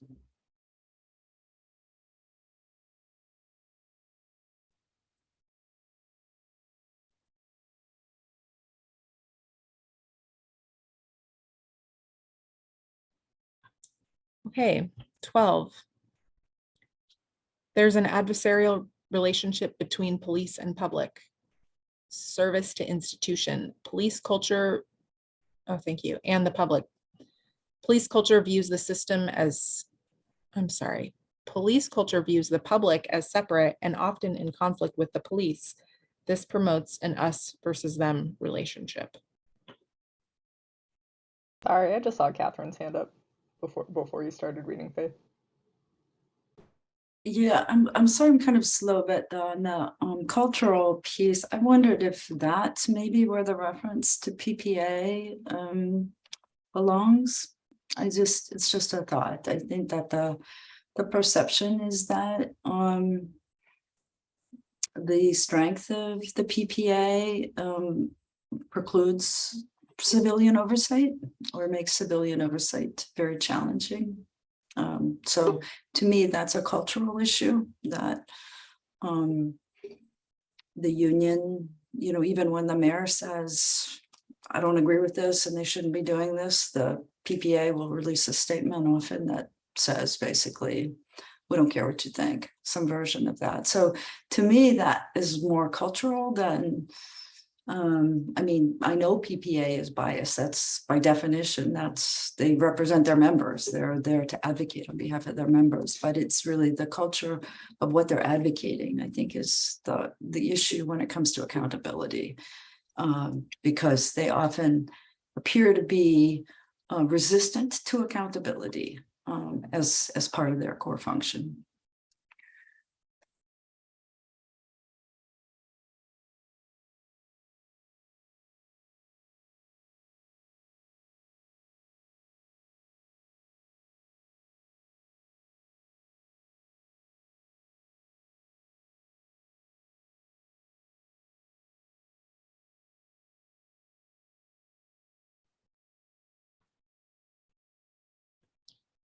All right, y'all. Last section. Commissioner Tirsa.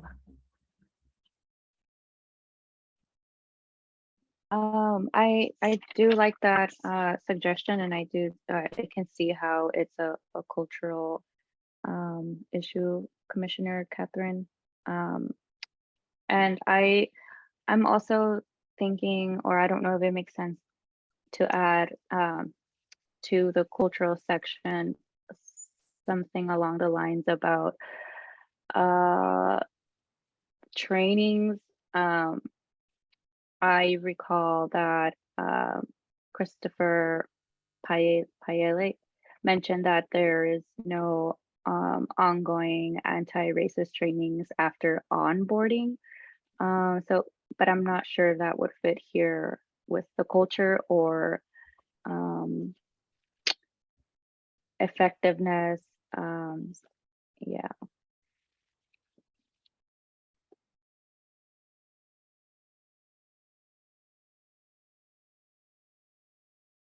Any questions, thoughts, suggestions? Kiana. Commissioner Kiana. Hey, yeah, Kiana. Hey, I second that, and just in the rephrasal, the last part, maybe adding racial discrimination, and just putting I just second adding in as much about racial equity and injustice as possible, because there is a part in there about restorative justice. And when we're thinking of restorative justice and equity, it's the people who are getting the least finally getting people taking accountability, people getting the discipline, people asking for forgiveness, admitting what's going on, reparations, things like that. So I just want to make sure that that's not lost in translation. So I definitely agree with the last comment as well. Thank you, Commissioner Kiana. Thank you. Any other comments or suggestions, questions?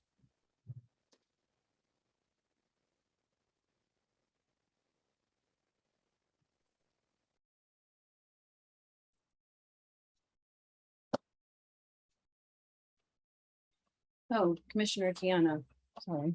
You still there?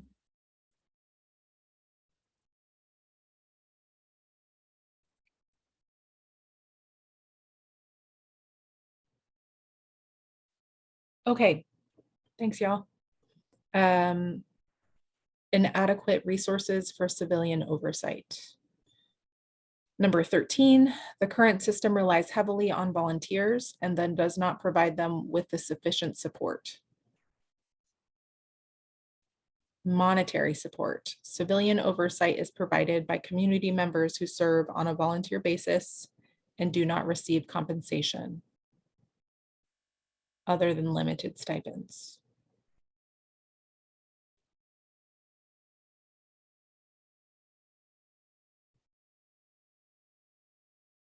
Comments, questions, suggestions?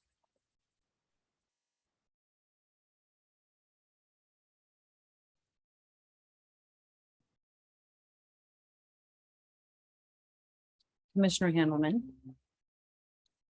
Yeah, well, I think the term that's used in the research spreadsheet on this is board compensation, and I think that it could be stuff that's not necessarily monetary, like providing childcare, where that's not, they're not giving money, but they're giving something else. So I think board compensation would be a better, broader term for that.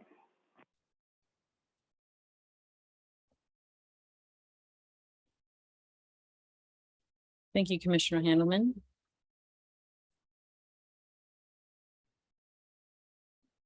Any other suggestions, comments, or questions? Okay, time.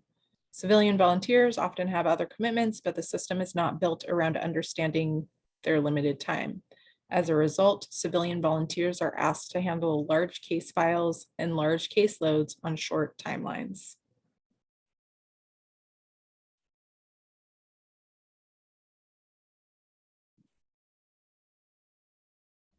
Any comments, questions, suggestions?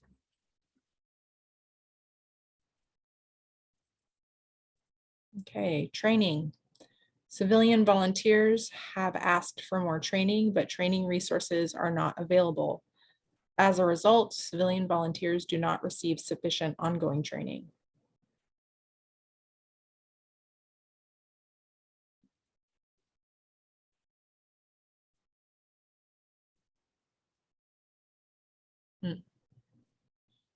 Commissioner Handelman. So, Yeah, just saying they're not always available. okay. Period. Thank you.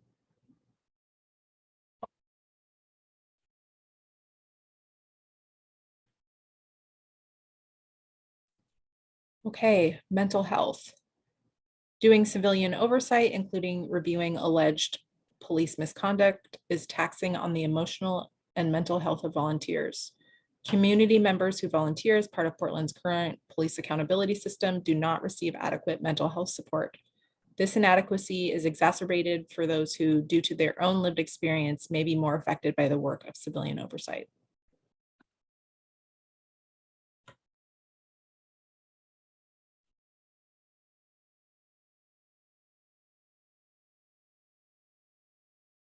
Any questions, comments, suggestions for this part?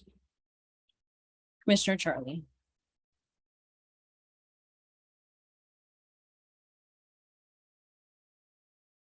Mr. Charlie, I think you're on mute. And your screen went off. There we go. Yeah, I hit the wrong button. I just wanted to thank whoever put that in there, and I concur that that is so absolutely true and necessary. So yeah, I just appreciate that and thumbs it up and all that. Thank you, Commissioner Charlie.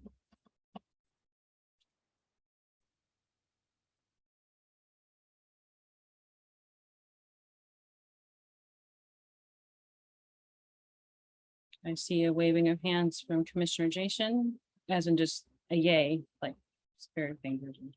Yes. Okay, y'all. It's looking pretty good. I think you're good to go for at least this portion of the document. Any overall questions, comments, or suggestions before we move on to the next section of our meeting? Commissioner Debbie. So I'm curious about, so we're gonna have this thing with the barriers and best practices, and then I guess I'm trying to figure out then how does that relate to what the research subcommittee is coming up with? Because my understanding is we're doing a thing about best practices and not so good practices. And then as we're evaluating those best practices, well, then will we be using this document as a way to sort of evaluate whether or not we want to include the best practices in the research materials in our code language? Does somebody sort of have an idea of how this all fits together?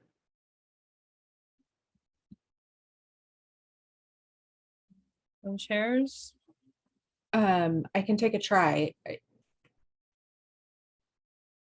Commissioner Iona, my understanding is using the document we're working on now, the barriers and best practices, and the research subcommittee barriers and best practices, and of course, outcomes from our community conversations and community engagement. We will be as much as possible solving for some of the barriers that we're hearing. So those barriers will inform whatever recommendations we make. And I imagine, and I think maybe your question is like, which is weighted more? And I don't know if there's like this document is worth 60% of our decision and the other document is worth 40. I think we take into consideration the barriers that we're seeing over and over. And we also take into consideration best practices that we've heard, because I think it could be very well true that we would hear a best practice that's identified here. Well, I don't know if it's very well true. It could happen that a best practice we identify here could be contradicted in a different best practice from another jurisdiction. So I think it's, my hope is that it's a combination of art and science that we're pulling from these documents. I don't know that it's going to be like 25%, 25%. I don't know if that really addresses your question. And I for sure will think that the co-chairs in the next phase will be helping form kind of that ideation and methodology of how do we translate these documents into the next phases of our work. Thank you. Commissioner Lavisa. Sure, there's a question in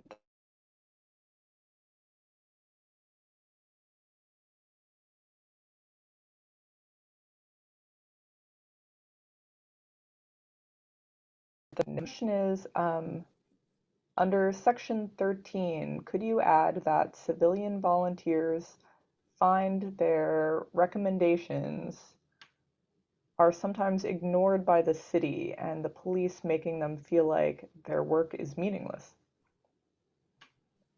And this is from a public comment, correct? This is a public comment, yes. Yeah, thank you for that comment.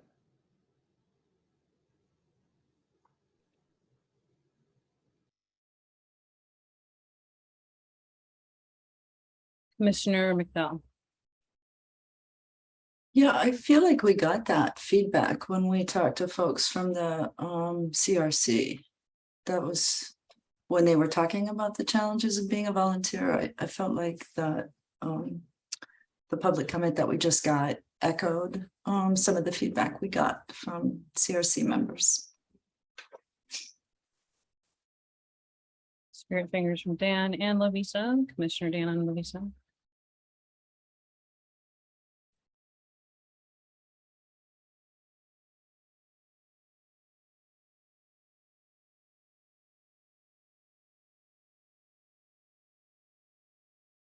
Okay. Okay, well, let's move on, and we're gonna move on to public comment was our next move. So thank you, Lavisa, for adding that additional comment. And this is, we'll now take open public comment on the issues of the PAC is discussing. Or community members can also tell their stories about policing, police accountability, policing and police accountability. We ask members of the public to keep their comments or questions to 2 minutes in length and raise their hand in the Zoom if you'd like to speak.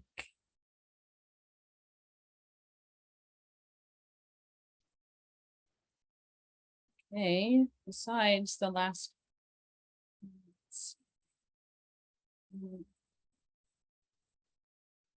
I am not seeing anybody with more questions.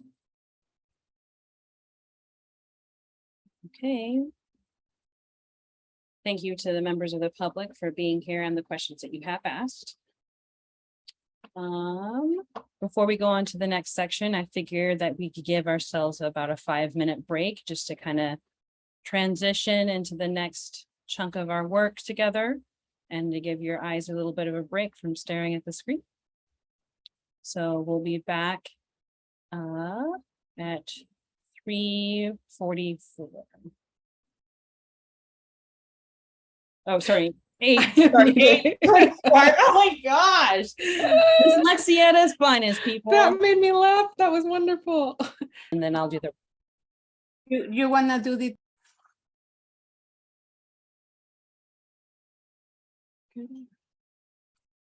Okay.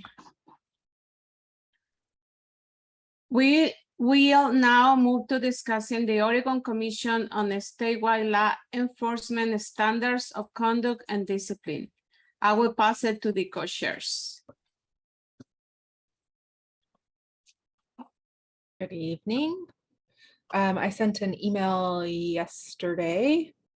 So you'll remember not our last PAC meeting, but the meeting before, we discussed the potential standards and if we wanted to draft a formal statement.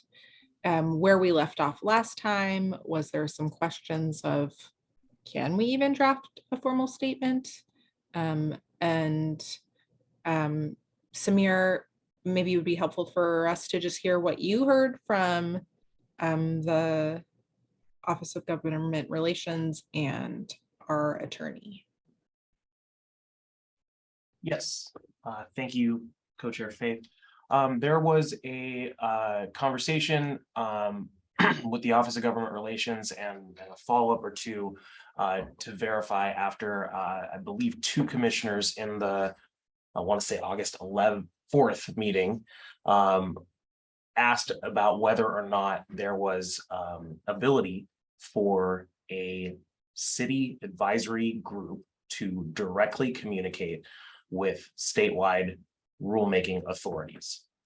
So to take a step back, for those who don't know, there is a statewide commission under the Oregon state government, which is creating a discipline guide for law enforcement, which would apply universally upon the expiration of individual jurisdictions' collective bargaining agreements, should the, or if the collective bargaining agreement doesn't include a discipline guide, as soon as the rules take effect on October 1st.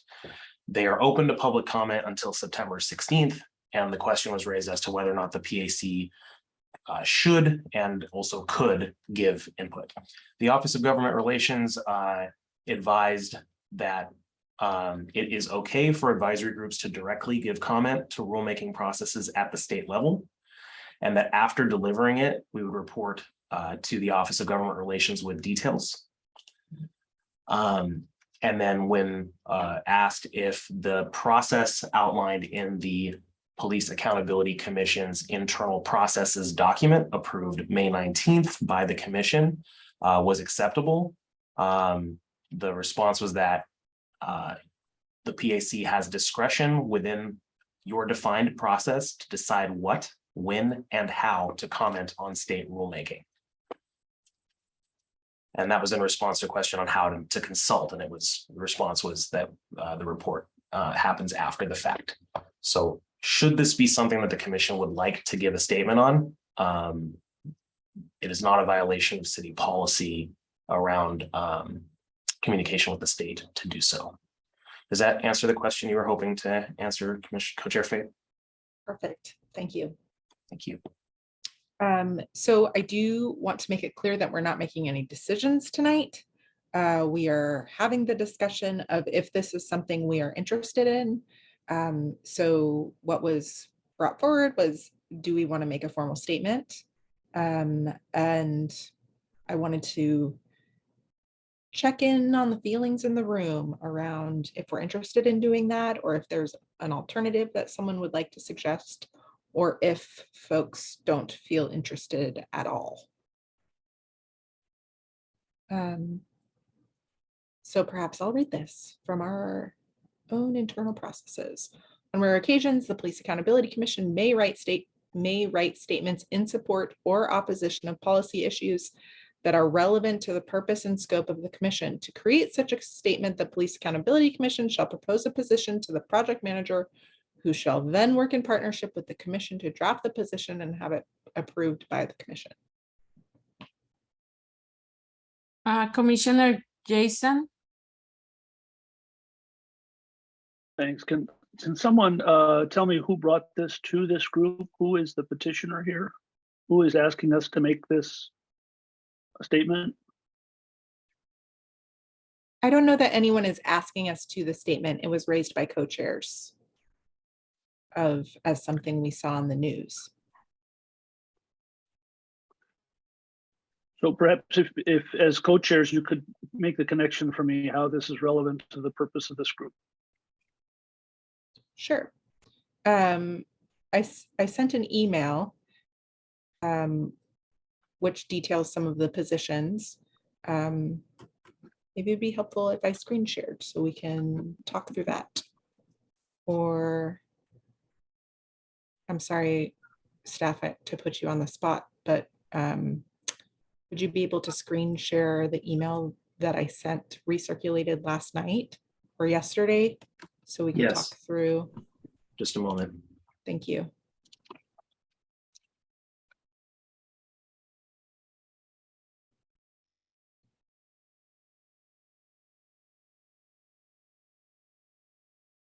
I'll just jump in and say that I think my reading of this is that whatever this statewide commission decides will pretty directly interact with the work that the board that we create does in the future.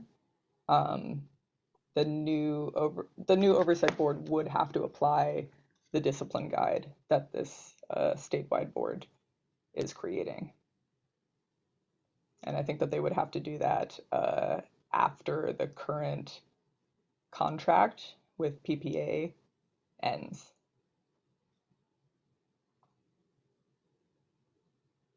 So if we would like to comment to these people who are doing work that our future board will be bound by, this is our chance to comment to them.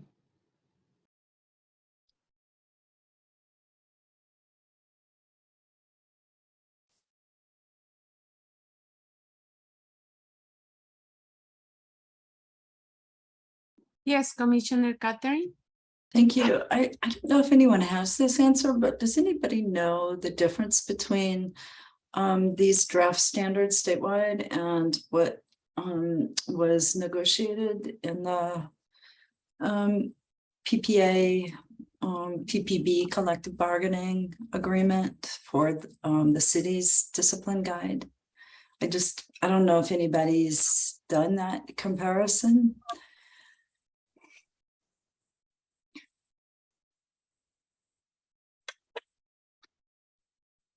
That's a good question, Catherine. I do not have the answer to that. I guess I'll just follow up and say, I think, especially if the statewide standards are less rigorous than what is the current standard based on that collective bargaining agreement, I think that would be a point we would want to make. If we feel like as a result of these statewide standards, the range of discipline options would become more narrow. It seems to me that would be an important point to make. I just don't know if that's true or not, because I haven't done that review. Thank you, Commissioner Catherine. Any other comment or discussion about this? Or can some, I don't know, yes, go ahead, Samir. And then Commissioner Dan. I'm actually happy to let Commissioner Dan go first. Okay, Commissioner Dan? Yeah, well, as it happens, a member of Portland Cop Watch found the current PPA contract online today, and I can find the link and send it and post it in the chat. But I think Commissioner McDowell's question is a very good one, because there are a lot of loopholes in what the city negotiated that are very similar to the loopholes that have been expressed by the co-chairs in this email. The state commission is having its hearing for Portland next Thursday at 1 p.m. And that's a very short turnaround time. That's before our next meeting.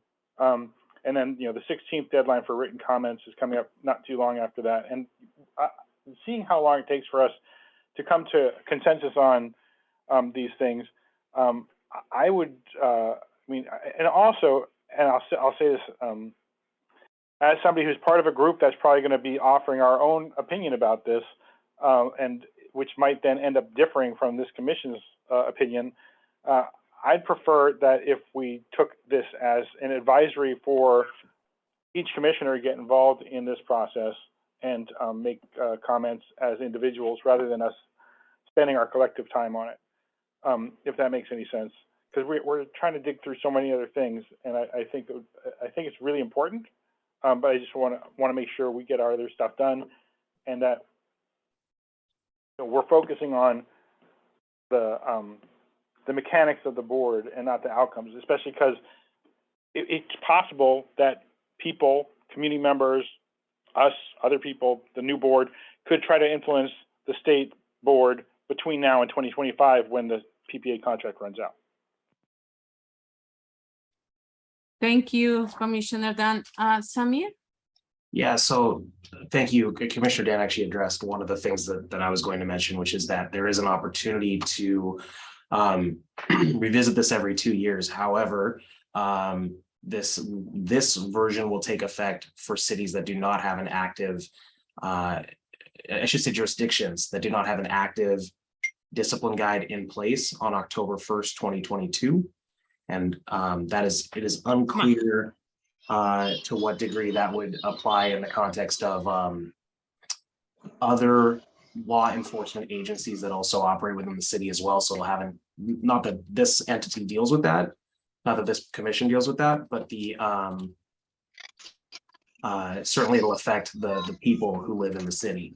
The other point is that it is harder to change a statewide set of rules as a city entity, including a city police oversight board, than it is to change a local discipline guide. So that would be the other point. Thank you, Samir. Commissioner Dan just posted something on the chat regarding the conversation. Do any of you have additional comments or questions? Yes, Commissioner and Co-Chair Lovisa. Sure, I just want to say what Commissioner Hanneman just said about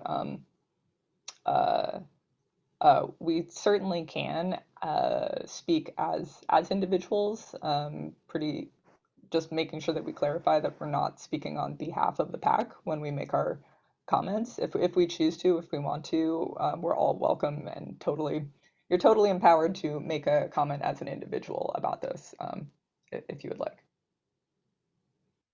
Thank you. Can we pass to the B, or is there any additional comments? Can I get just like a quick temperature check? Because I've heard it from people. So like I'm hearing sort of a no, let's do it individually. That's kind of so right now we have, let's write a statement, or no, let's not. Where are we landing on between those? Like, okay, maybe thumbs up if you're like, let's do it. Medium thumbs if you're like, I don't know, or thumbs down, I don't want to do it. Okay. thumb up, thumb down, medium, medium, medium. Okay. Okay. Yeah, we don't have to move. We can continue discussing this. Commissioner Jason, please. And Yeah, Commissioner I would, Steve said thumbs up, so just make sure that's. Or I don't know, you wanna comment or you were just, I was trying not to interrupt. okay. Are we ready? My vote would be no. I think this is a distraction. I think this is work for the ACLU or Port of Cop Watch or some outside entity. We have a important, and this is interesting, but adjacent. Okay, I just wanna let everybody know it's 8:59. And we can continue with this discussion, or we can go back and discuss this because I need to ask you, what do you think about the co-chairs and the email? And if we don't have time, we need to pass it to other, or we can stay and continue discussing this. I think we can move forward. Okay, it's 9 o'clock. We need to adjourn the meeting, and I will pass it. I will pass it to Ayomiri to adjourn the meeting. I just want to make sure that we're not adjourning. Oh, you don't want Sorry. to? Okay. We just So- have 2 more agenda items, so I want to just check in. Are we not doing our agenda items? It's up to you. It's up to the commissioner. We can continue with B and then C and then adjourn extra minutes if everybody can stay. Because since there are 11 commissioners, they all need to stay. Who can stay for continue the agenda? Can you raise your hand? That way we know. Everybody, what about Commissioner Jason and Sophia? Thank you. Great. Commissioner Jason, okay. Thank Okay. you. And we continue, we still have to do B. We still, there is any comment or additional discussion for the email the co-chairs sent to everyone, the same discussion that we were having before I remind everyone about the hour, or can we move to point B? Commissioner Fake, should we move to point B? Okay, let's move to point B. Point B is let me share. Can you share this screen, please? I can also read it out. It's okay. I can continue, and then as we agreed, you can do C. Point B is phase of work transition task, and it's the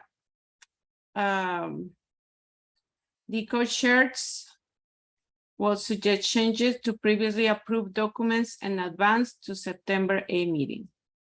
And I will say staff, I will pass it to staff, and then I will pass it to you. Thank you. As part of the transition between phases of work,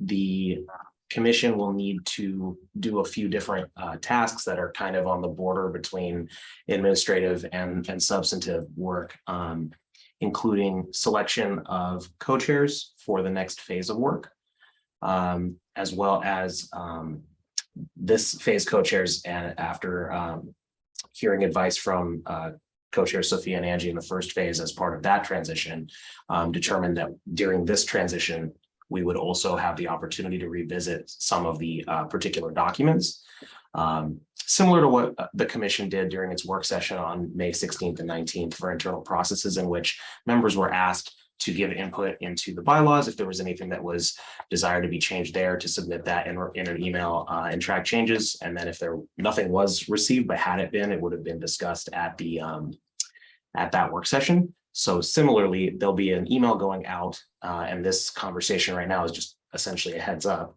that an email will be coming out asking for commission members to give and track changes, any proposed changes they'd like to discuss to the previously approved documents of the commission. In particular, the values and goals, which are going to be used as a reference document against which all substantive decisions are going to be judged prior to the commission voting on them, or the agenda and scope, which dictates how each of the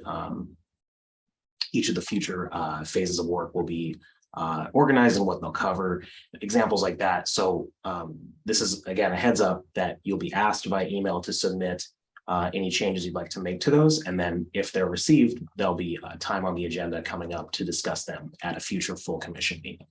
The second thing, which I already mentioned, is the co-chair selection. And so it might be helpful to pass it to the current co-chairs in a moment just to talk about what that role entails. But at one of the September meetings of the commission, the full commission will be choosing the full commission co-chairs for the next phase of work. And so please start thinking about that if you'd like to be a candidate. And there'll be an email going out asking you to declare that as well. And to help you make that decision, I'll pass it to the co-chairs right now to kind of explain a little bit about what they do. Hi, everybody. I'll try to keep this really, really brief. I have loved being a co-chair. I will not mince words. It is work and it is hours. It is a commitment, but it's also really amazing work that just like really strengthens your ties to the commission and its work, and really deepens my understanding of just how many layers of work are required here. Luckily, we have a great staff. I will say, co-chairs, mostly what you're doing is you have usually in the quieter weeks, you have one meeting a week where you get together with other co-chairs and with staff, you look at the draft agendas, you discuss the needs of the commission, and then you revise those agendas and okay those agendas. You chair the meetings, you lead the discussions, and when you get to the part where there are documents, you often do a lot of work on draft documents. So just transparently, I would say that if you're looking at the time commitment and wondering like, do I have the time to do this? If most weeks you can squeeze in, I would say about an extra 4 hours, then you can do it. And there are going to be some weeks where there's documents, there's a lot of notes going on, there's emails. And I'll be honest, during those weeks, it can be a little bit more like in the 5 to 10 hours. But I still think, I mean, I think it's pretty doable. I'm like somehow able to work a full-time job and do this. And also the fact that we voted to have a 3 co-chair system, I think is incredible because it means that you're really well supported and you have 2 other co-chairs there. If you ever can't make it, you have to miss a meeting, you have a vacation scheduled, whatever, there's 2 other people backing you up in addition to our amazing staff, Samir, and then we have new staff as well. And I think even one more staff member hopefully coming on pretty soon. So please consider it. It's awesome. And I think anybody on this commission would make an excellent co-chair. Thank you. Thank you, Commissioner Lovisa. And is there any question? If no, I will pass it to Ayomide for next step C. Thank you. No? Okay, go ahead, Ayomide. You are in mute.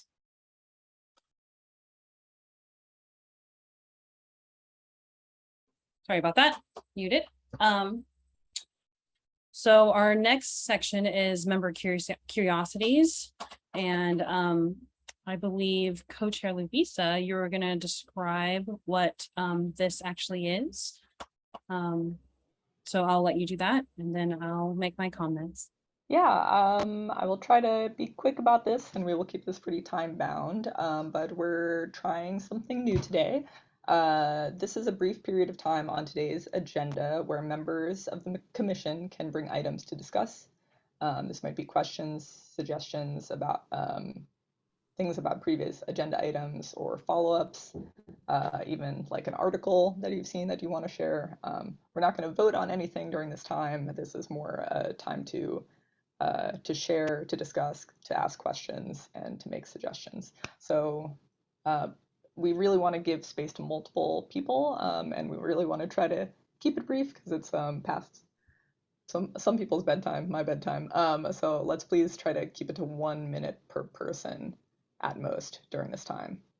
And I think we want to start with questions. Yes, yeah, so we'll do suggestions in a second, but yeah, questions first about PAC processes that y'all like to have answered. Any questions about that? Just to start.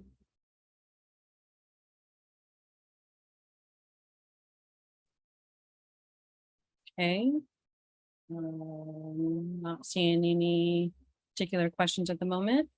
All right, any suggestions or follow-ups? Articles you may have read, anything, any curiosities? Commissioner Debbie.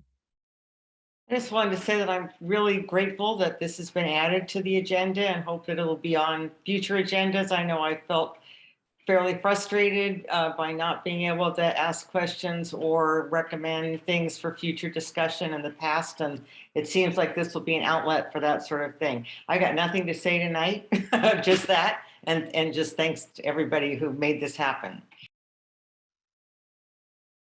Okay, thank you, Commissioner Iona. Commissioner Handelman. Yes, thank you. And I also really appreciate having this time. Well, Commissioner Renaud brought up something in the chat at the beginning of the last meeting.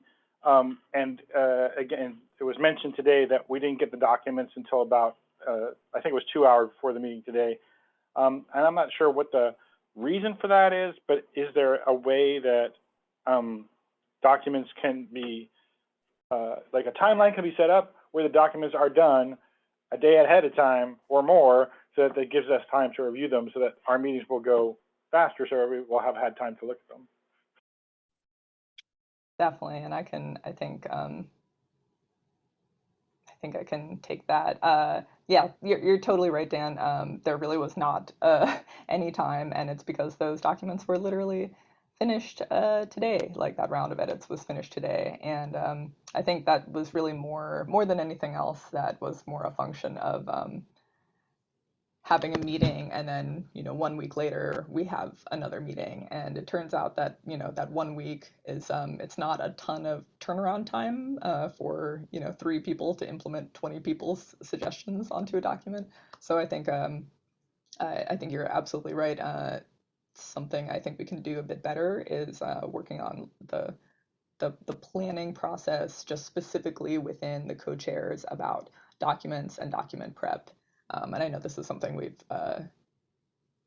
talked about and thought about a lot in terms of getting to the end on this document, because we want everyone to be able to have some drafts in advance to look at before the next meeting. I feel the same as you, Dan. I hate for a document to be a surprise, and it also is not very transparent for the public who might like to comment in advance. So I just want to own that and say that's our bad, and just yeah, we're just humans trying to do our best while also having whole other lives. Thank you, Lavisa.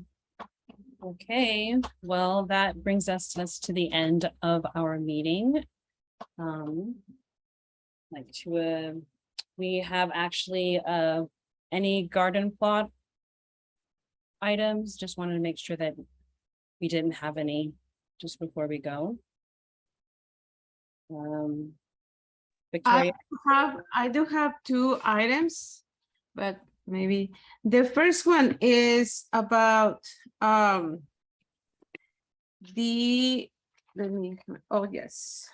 it's about just exploring or looking into the term of gender bias and the use of this term, and also about the broader concept of exploring about the broader concept of accountability based on the document, and also based on the equity training that was delivered last full commission. Thank you. That's my only 2. Thank you. Okay.